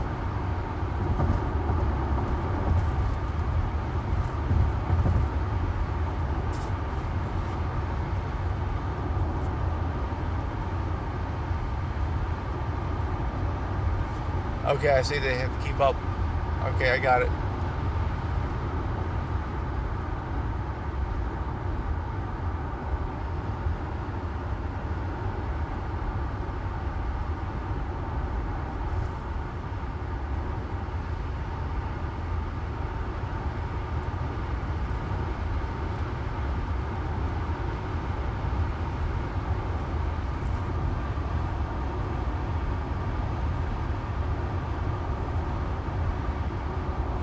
Yeah, true. It's true about the 12-volt battery. Yep. So,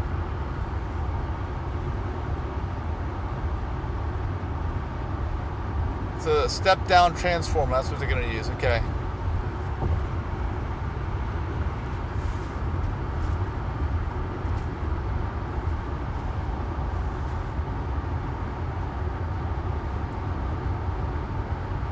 I've also heard that they're going to have much higher voltage on the motors and the main battery in the future.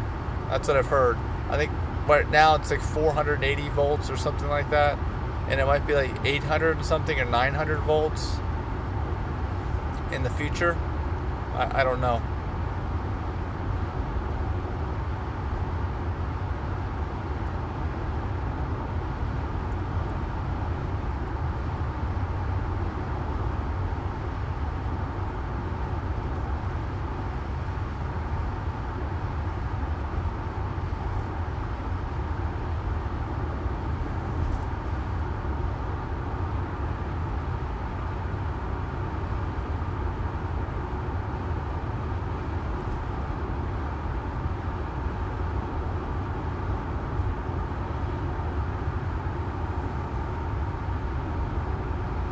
What model am I driving now? I've got a 2017 Model X 90D with AutoPilot 2.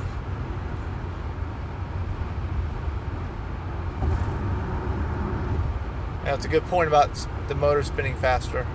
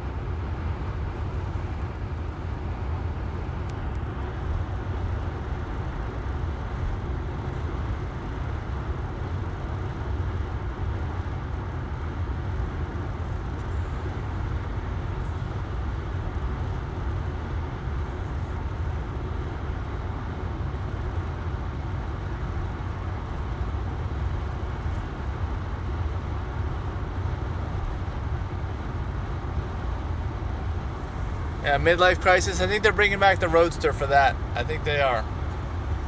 How much did it cost me? I don't know if you heard earlier. This model that I have cost me $108,000. It's the X90D. It's got the premium package with the bioweapons defense mode, HEPA filter, activated carbon stuff. I have a video on that. It's got the auto presenting doors. It's got the self-driving hardware. It's got, got the towing hitch. I'm trying to think of what other option I got. I didn't get that many options aside from just going up to the 90 pack. So, you know, I think it's a great vehicle. And for me, I was really most concerned about the self-driving.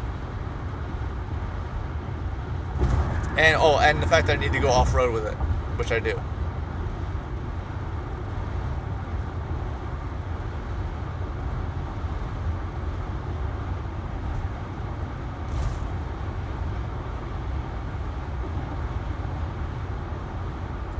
You're driving a 2013 Model S. Which model are you driving? Obviously not a dual motor or not a performance.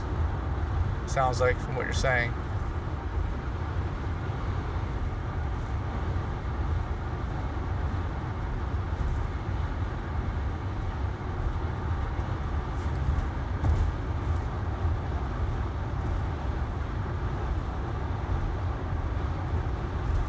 '60, okay.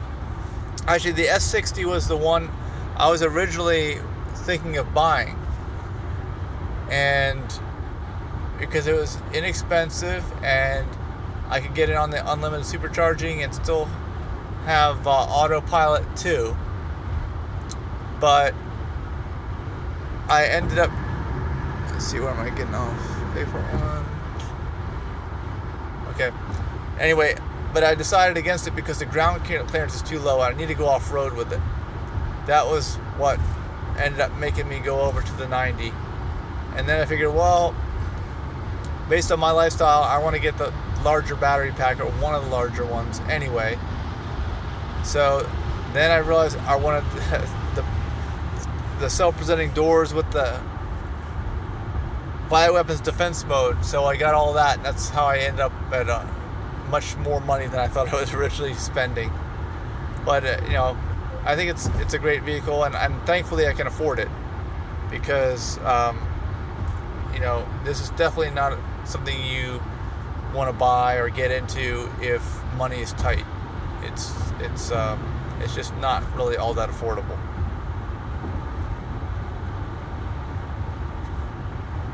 In 2 miles, keep to the right and follow I-95 north.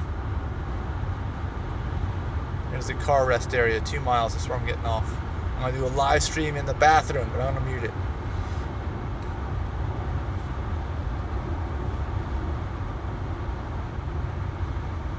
With new options, buyer's remorse.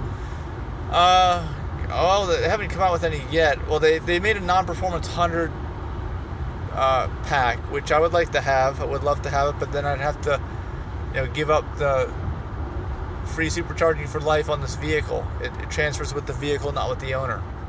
So I think that's worth something, especially with the AutoPilot 2 hardware. I have a feeling these are really going to hold their value with those things.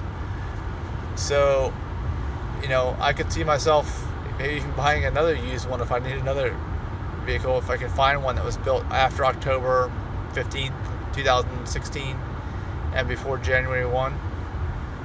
But in half a mile, keep you know, to the right and follow. we'll see how new options they have in the future, and we'll see how I feel about it at that time.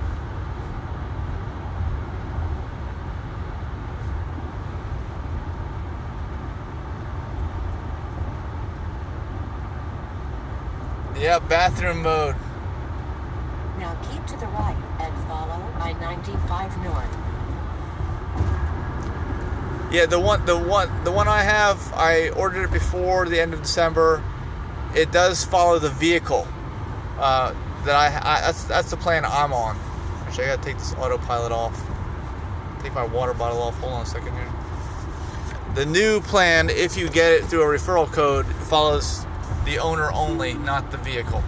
That's the way it goes.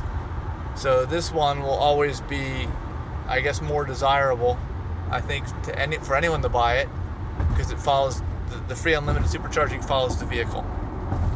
In half a mile at exit number 156 for Dale City, take the ramp right, then bear left onto Virginia 784 West. Okay, my GPS is going to realize City. I'm not doing that.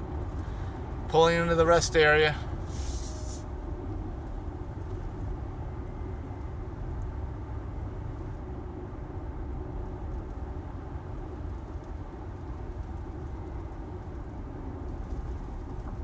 Got lots of people parked over here, probably sleeping for the night. I'm going to loop around the other side. This parking lot's too crowded on this side. You know, most people they're in a hurry, they got to go, they'll just pull off right there. I have a feeling on the other side it's not as crowded. We'll find out.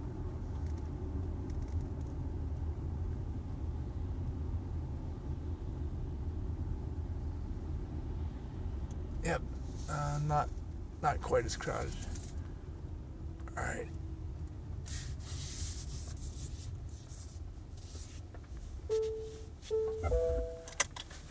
It tells me when to stop, which is great, especially since I'm a little bit drowsy right now. All right, I'm gonna walk over here, and actually I'm gonna put everything on mute right now. Hey, good chatting to you too. Thanks. I hope I will have a safe trip. I'm gonna mute this, and I'm gonna turn it off mute when I get back. But you can watch what's going on, and I'm gonna hide the phone when I'm actually using the bathroom facilities.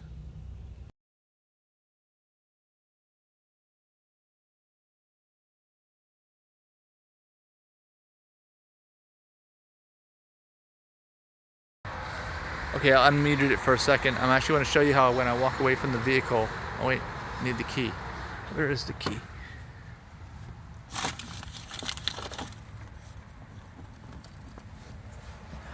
Okay, got the key in my hand now. When I walk away, it'll just shut the door automatically when I walk away. There, I didn't do that. Okay, now I'm putting it on mute.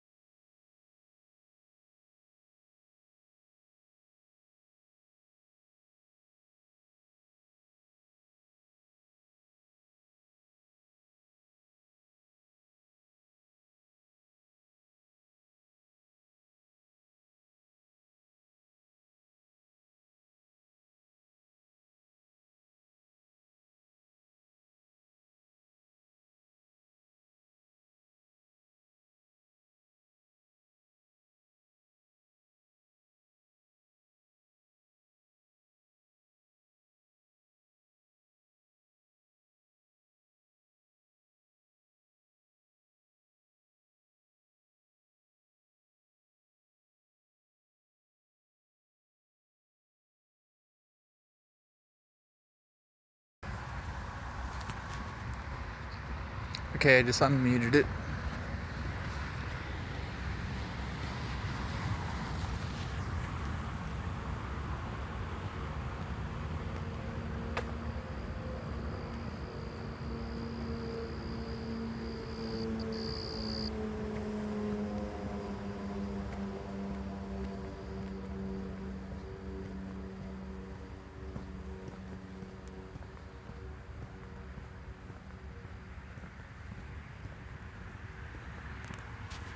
So as I approach the vehicle, it should open the door automatically.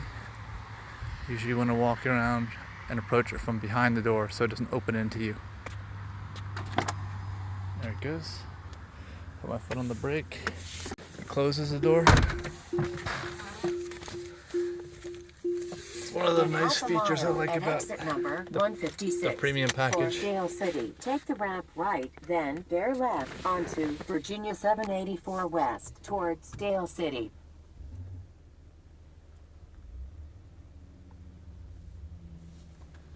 Hey, you're welcome. Thanks for watching. And yeah, I haven't been surprised by a charger yet because I use the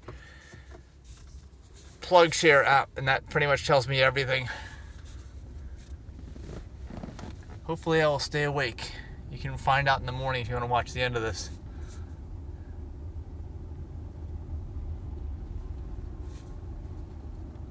All these people pulled off here napping, sleeping.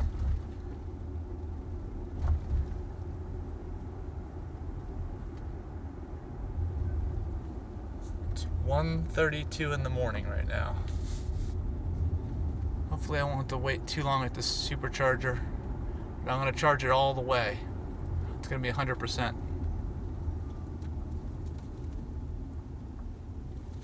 Yes, I do drive a lot at night because I don't know, I just do.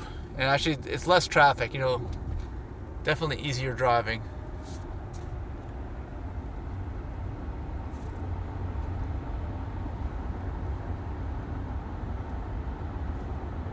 Now, at exit number 156 for Dale City, take the ramp right, then bear left onto Virginia 784 West towards Dale City.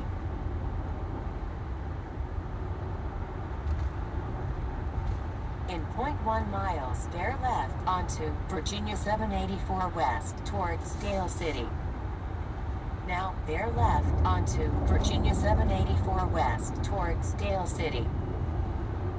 In 0.2 miles, bear right onto Virginia 784 West towards Dale City.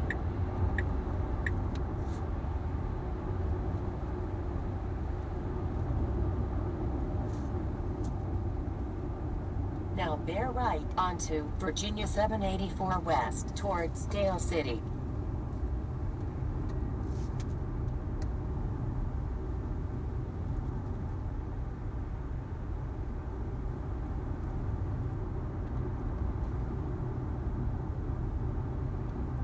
Wake up a little bit here, give it a little bit of acceleration power. Come out of here.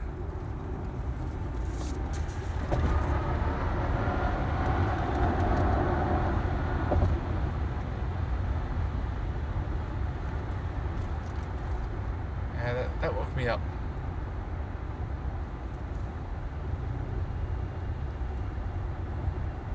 I don't know if you can hear the fake rumble strips here as I cross over the line. That's the lane keep assist or whatever it is. In 0.2 miles, turn right onto Can't remember what the name is that Tesla gives it. Okay, I'm approaching the Woodbridge Supercharger at Potomac Mills. Now turn right onto Gideon Drive.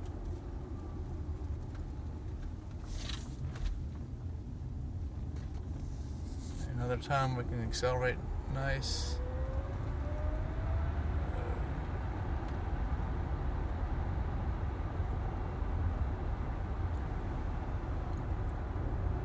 Fake rumble strips. I was drifting out of my lane, you can see on the screen.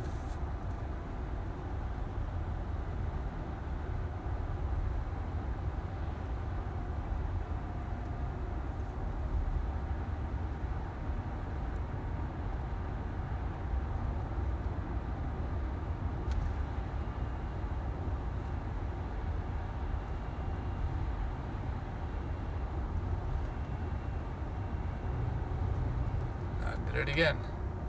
In 0.2 miles, turn left onto Smoketown Road.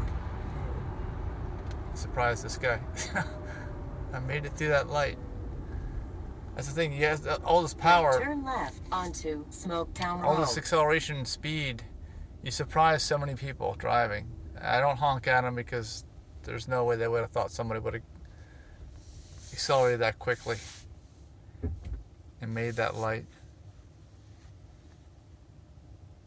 Let's see, I wonder if there's anybody at the supercharger. Let's find out now. Oh, there's 2 people here. 6 of 8 stalls available. Huh. It says there's 2 people at it. We'll find out when we get there. We're almost there.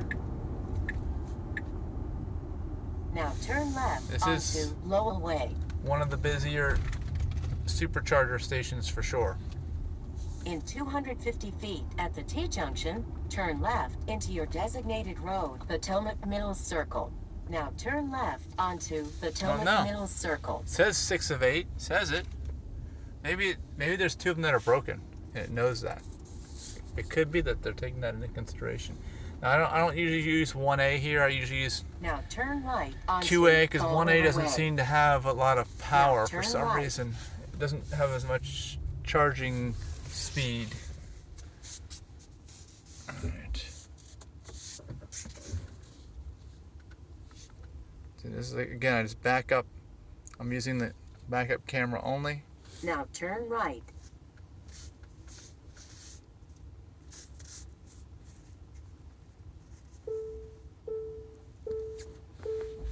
Okay. Park. Door.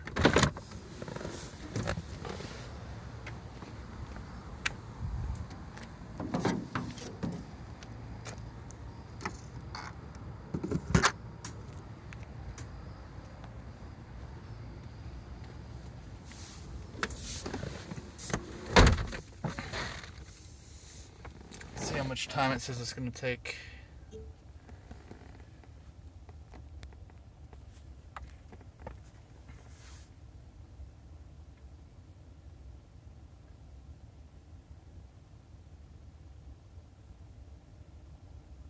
One hour and 10 minutes. Whew.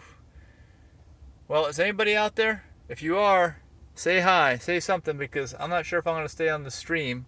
I may actually get an hour nap and go off live and just set my alarm in an hour. Oh, there is somebody here. Hey, how's it going? Where are you from? Umar? Umar, yeah. Where are you located?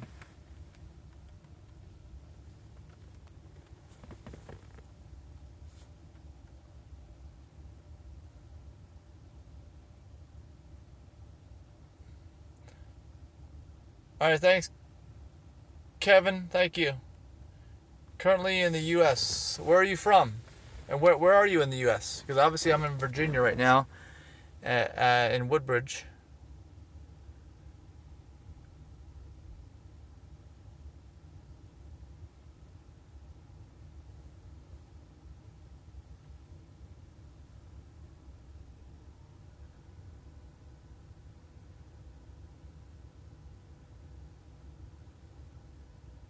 Oh, Bronx, New York. Okay. I may be traveling up there at some point in the near future. I'm not sure right now.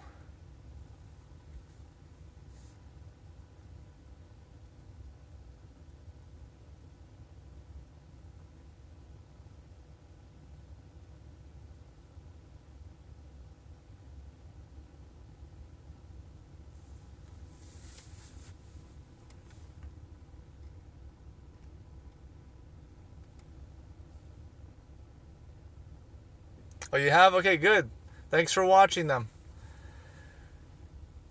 Yeah, it's a great system, and it works, really well. It works better than any system anybody has right now, and it's just going to get better. That's what I'm looking forward to, seeing how it improves and more features that they release. At least anything with the AutoPilot 2 and forward, because the AutoPilot 1 doesn't have anywhere near enough cameras, doesn't have 360-degree views.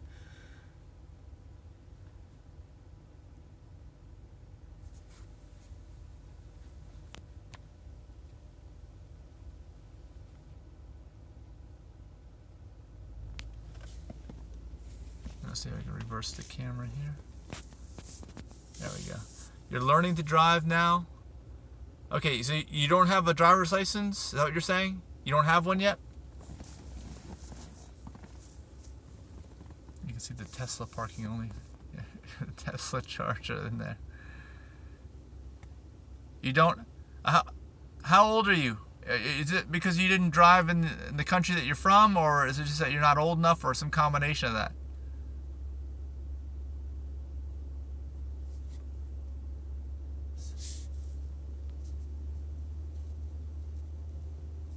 Oh, thanks, Bola, about the Tesla interior. Actually, my Bola, just so you know, my Tesla is actually all vegan. I get the synthetic leather interior, and you can't see it now, but it's Alcantara on the dash, and the steering wheel is also not leather. The guy who delivered my vehicle said it was the first one he's ever seen that was not a leather steering wheel. So I've got some videos on that if you want to check out my channel about the vegan interior, so you can see what it looks like. I can't really show you right now. Just not gonna do it justice.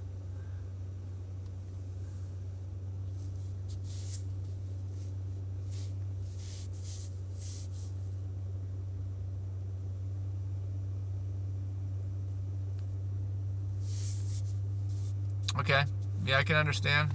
If you don't need to drive, it's expensive. It's definitely, you've got to make it worthwhile. For me, I'm driving all over the place. I don't know what I'd do without driving. That's why I need a self-driving vehicle, and that's why I'm in the vehicle I'm in right now. Oh, this is really ramping up. Let's show you how we're up to 326 miles an hour right now with the supercharger.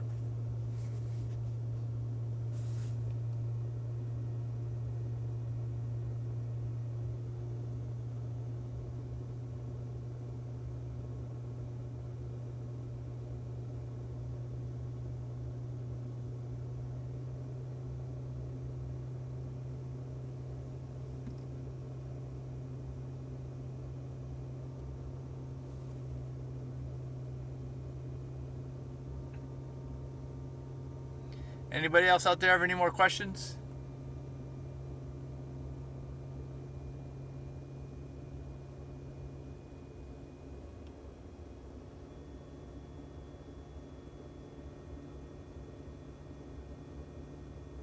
Yep. In the United States especially, unless you live in the middle of a downtown and work in the middle of the downtown, you pretty much could use a car. And I think they're not going to be as evil as people think they are, especially with electric cars becoming mainstream and autonomous vehicles becoming mainstream. It almost will be, I mean, all the disadvantages to having a car will be gone, I think.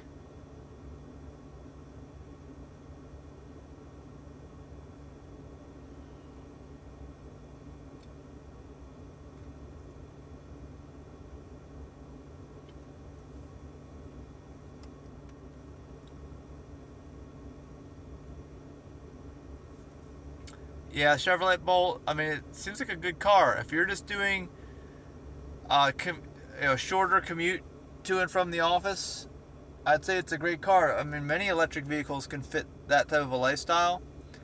But, you know, if you're doing any kind of long distance driving, like me, I do long distance driving all the time. Tesla's the only one that really has provisions for effective long distance travel. You know, so I can't even consider another manufacturer of a electric vehicle. Only Tesla. And then Tesla is the only one with the level 5. As you're saying, level 5 autonomous. Nobody else has that either. So,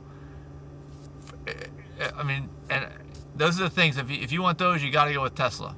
Any kind of the self-driving or the long distance travel, it's like a no-brainer. See if there's any more messages.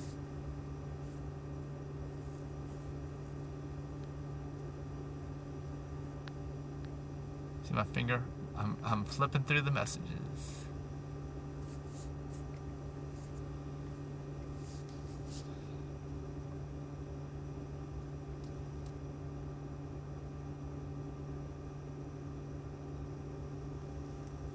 And Tesla is written backwards. I think in my phone, Tesla is backwards on that supercharger. Hey, how old do you think I am? Tell me how old you think I am, and then I'll tell you. Yeah, Tesla's expensive, that's for sure. The early adopter tax is in full effect right now. You always get taxed heavily, which is really a really high price, just a high price for the item if you're an early adopter.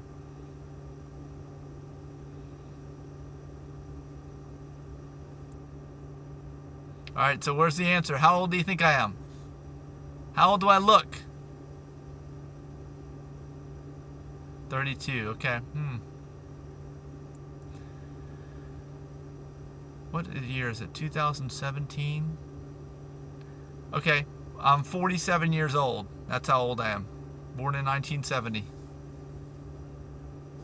So, thanks for telling me in 98. Yeah, thanks for telling me I was 32. That's good. I suppose that's good.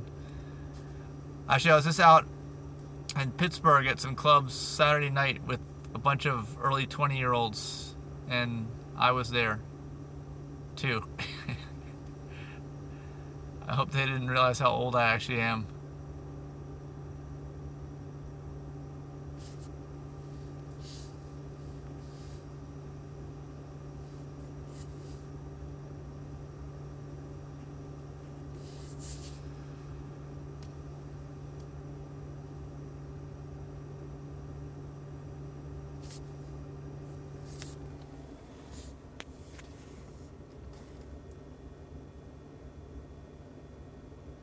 So it's 148 miles. I've got 260 miles when I fill it completely up, and that's what I want to do.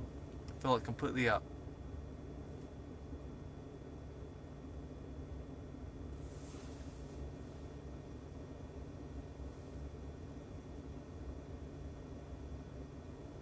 Well, any more questions? Let me know. Because if the stream dies out here a little bit, like I said, I'm going to take a nap. There's not too much excitement going on for the rest of the trip, I don't think.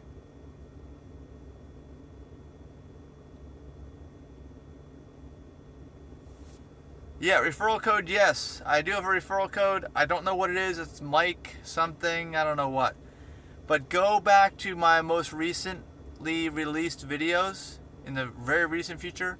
Not all of them, but some of them have the Tesla referral code of mine that's in the description of the video. So just look in the description and you'll see it there if it's there. Okay, and now Landon, has anyone made comments on the AutoPilot water bottle trick? Yeah, there's been all over the place. People have been saying you're going to get in an accident. It's not if, but when. People have been saying I need to be arrested or whatever. You know, I mean, there's a few. I mean, there are a few people that say it's a good idea. I think most people do think it's a good idea. It's only the few that are outspoken that say how bad they think it is. And what was the other part of that question? AutoPilot 1 or 2? I have AutoPilot 2. AP2. And that's what will enable everything to be full self-driving, because I've already paid for the option, self-driving option, level 5. And it'll be in the near future, I hope. I'm hoping they're saying, I don't know, originally saying by the end of the year, but at this point, I don't know. And maybe another year from now, in the middle of 2018. They have to get regulatory approval and they have to have all the software updates released. So, waiting on that. Okay. Water bottle there. Okay, Edwin. Look at some of my recent videos. The way AutoPilot works and AutoPilot 2 that I have is it requires you to put your hands on the wheel when you're using auto steer and auto lane change and traffic aware cruise control, all the things that make up AutoPilot. And it does it by resistance on the wheel. So you have to have your hands on the wheel resisting and not letting it slide through your fingertips. So I put the water bottle on there and it allows me, it puts constant resistance on the wheel because it's full of water and it's sloshing back and forth a little bit. So it basically lets the vehicle be autonomous on the highway. That's what I want it to do, so that I don't have to have my hands on the wheel. It's really annoying. It's actually kind of fatiguing actually to do it that way than if I was to just have my hands on the wheel regularly and not have to push resistance on it every so often. So it enables it to basically be like a full self-driving vehicle on most interstates and some secondary roads. That's why I do it. So check my video history in the past about hacking AutoPilot, and you'll see what I do and why on those videos.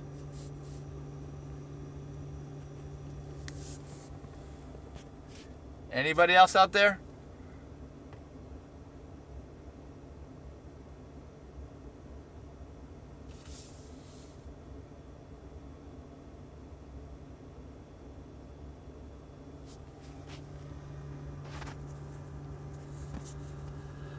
Hey Landon, your question about level 5 and self-parking and no one in the car, it should be. Actually, well, wait, let me think.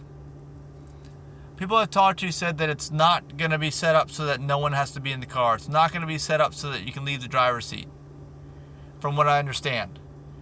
Because there's a sensor in the driver's seat. And actually, if I'm charging here like I am now, and after a certain period of time goes by, like 30 minutes, if I don't move, it actually shuts the whole climate control and everything off while it's charging. So there's a sensor in the seat. So I have a feeling that everything will work fine, but it has to sense that someone's in the seat. Whether someone's actually in the seat, I don't know.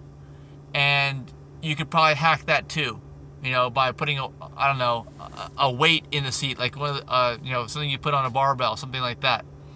That'll probably work just like a water bottle works for me now to simulate someone holding the steering wheel. For summon, yeah, no one needs to be in the car. I mean, summon works right now.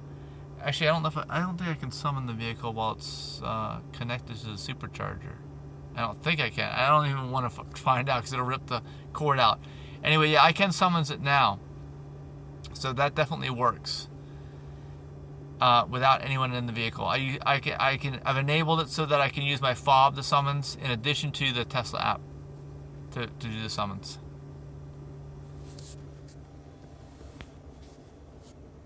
Oh, and I've also got videos on those things too. If you check my channel, just search in my channel, you'll find some videos on that. Alright, so just sitting here, I've already added 71 miles. 1 hour remaining. So see, it's all of that's filled up. It could do it in about 30 minutes. It's got an hour to do the rest of it because it slows down towards the end. We're already under 300 miles per hour, 282.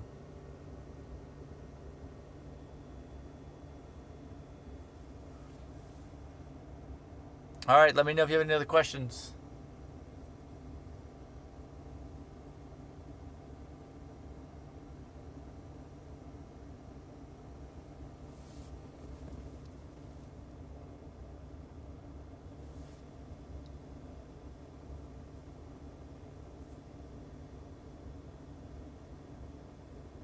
All right, any more questions?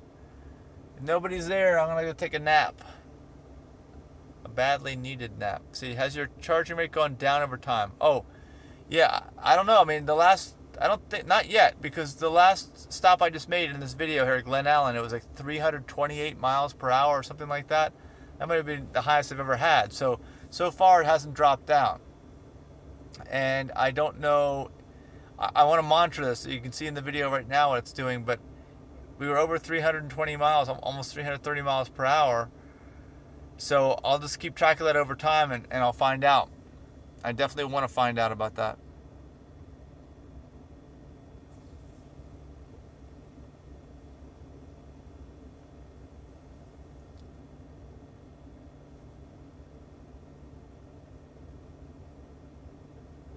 Edwin, about the rule about needing hands on the steering wheel for AutoPilot. Yes, I do. Well, at least for mine, I have AutoPilot 2, and I paid for the self-driving option. So I am fully expecting that need to go away. I mean, it's level 5 self-driving. The only requirement that they're going to have, from what I understand, is that they are going to make sure that someone has to stay in the driver's seat. Not that they have to have their hands on the wheel. So that's how you get the level 5 self-driving without that. And I fully expect in AutoPilot 2 vehicles that will be a reality in the very near future, that you won't have to have your hands on the wheel. That's why I feel confident about doing what I'm doing, because I feel like it's already there for highway driving, just like it will be on level 5. The rest of the roads, no, it's not. And even on highways, it's kind of buggy with the construction zones and with acceleration lanes, or losing a lane and merging. It's kind of buggy there. But yeah, I fully see and expect in the near future that there will be no more requirement for having to hold your hands on the wheel at all. So hope that answers the question. I think it does.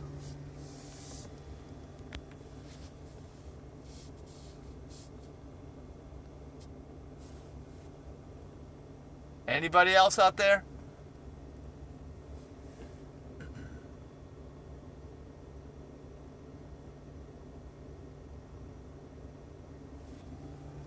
That's a good question. Umar. Anti-theft stuff. I don't think you need to I don't think you need to have any kind of anti-theft stuff on the Tesla. I don't think it's nearly impossible to steal. And Tesla knows everything that's going on in this vehicle at all times. They know where it is. They know how much mileage you got. They know everything. If somebody steals it, they know where they are too. It's like built-in load jack. So I don't know why anyone would want to steal one. If they do, they know they're not going to have it for long. You know, you just can't go off-grid with a Tesla. That's always connected.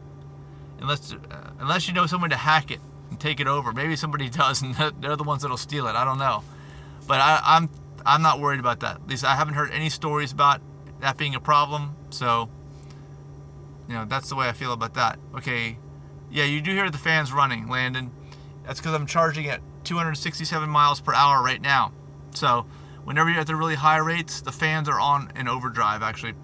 And it runs the cooling system. It's running the fans to blow through the radiator, I guess, or whatever they have for the cooling system for the batteries. Have you seen the account?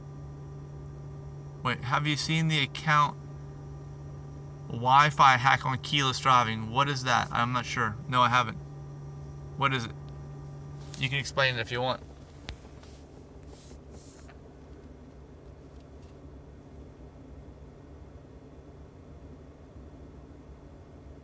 You're welcome.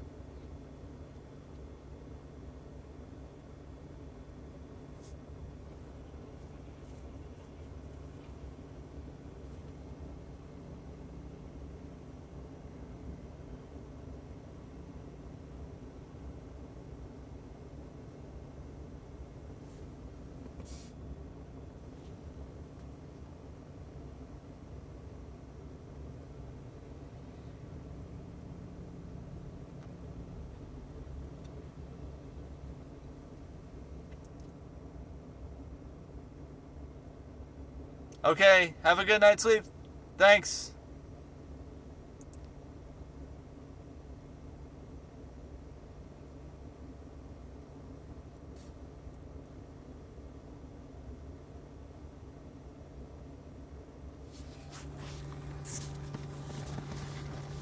Okay, more than 50% of the cars on the road. What year?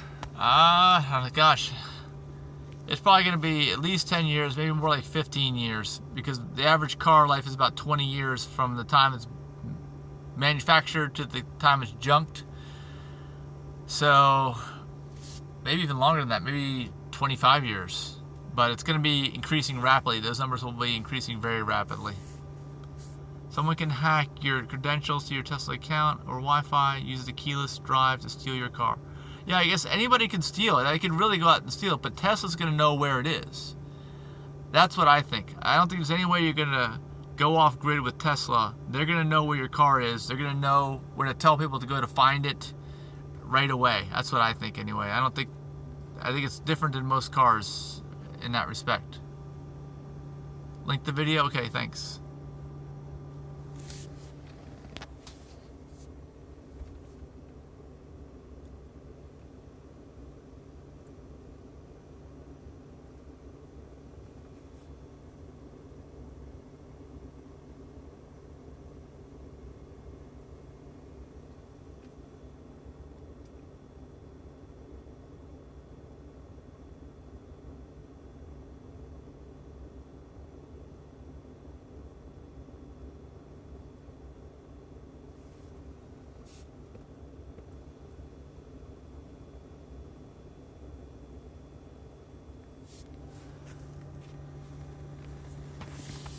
Yeah, I think I'm going to take a nap. All right, we'll put that link up in the comment about the video. And I am going to take a nap. Even just a little power nap is all I'm going to need because I got to keep going on this trip. I'm not going to make any more live. I think this is like the longest live video I've ever done. It's over 4 hours right now. 4 hours and 8 minutes. So that's it for this exciting video. Look for some more new videos I've got that I haven't released yet. You'll see them out soon. And also, I'll do some more live videos in the near future. Thanks for watching. Good night. Bye.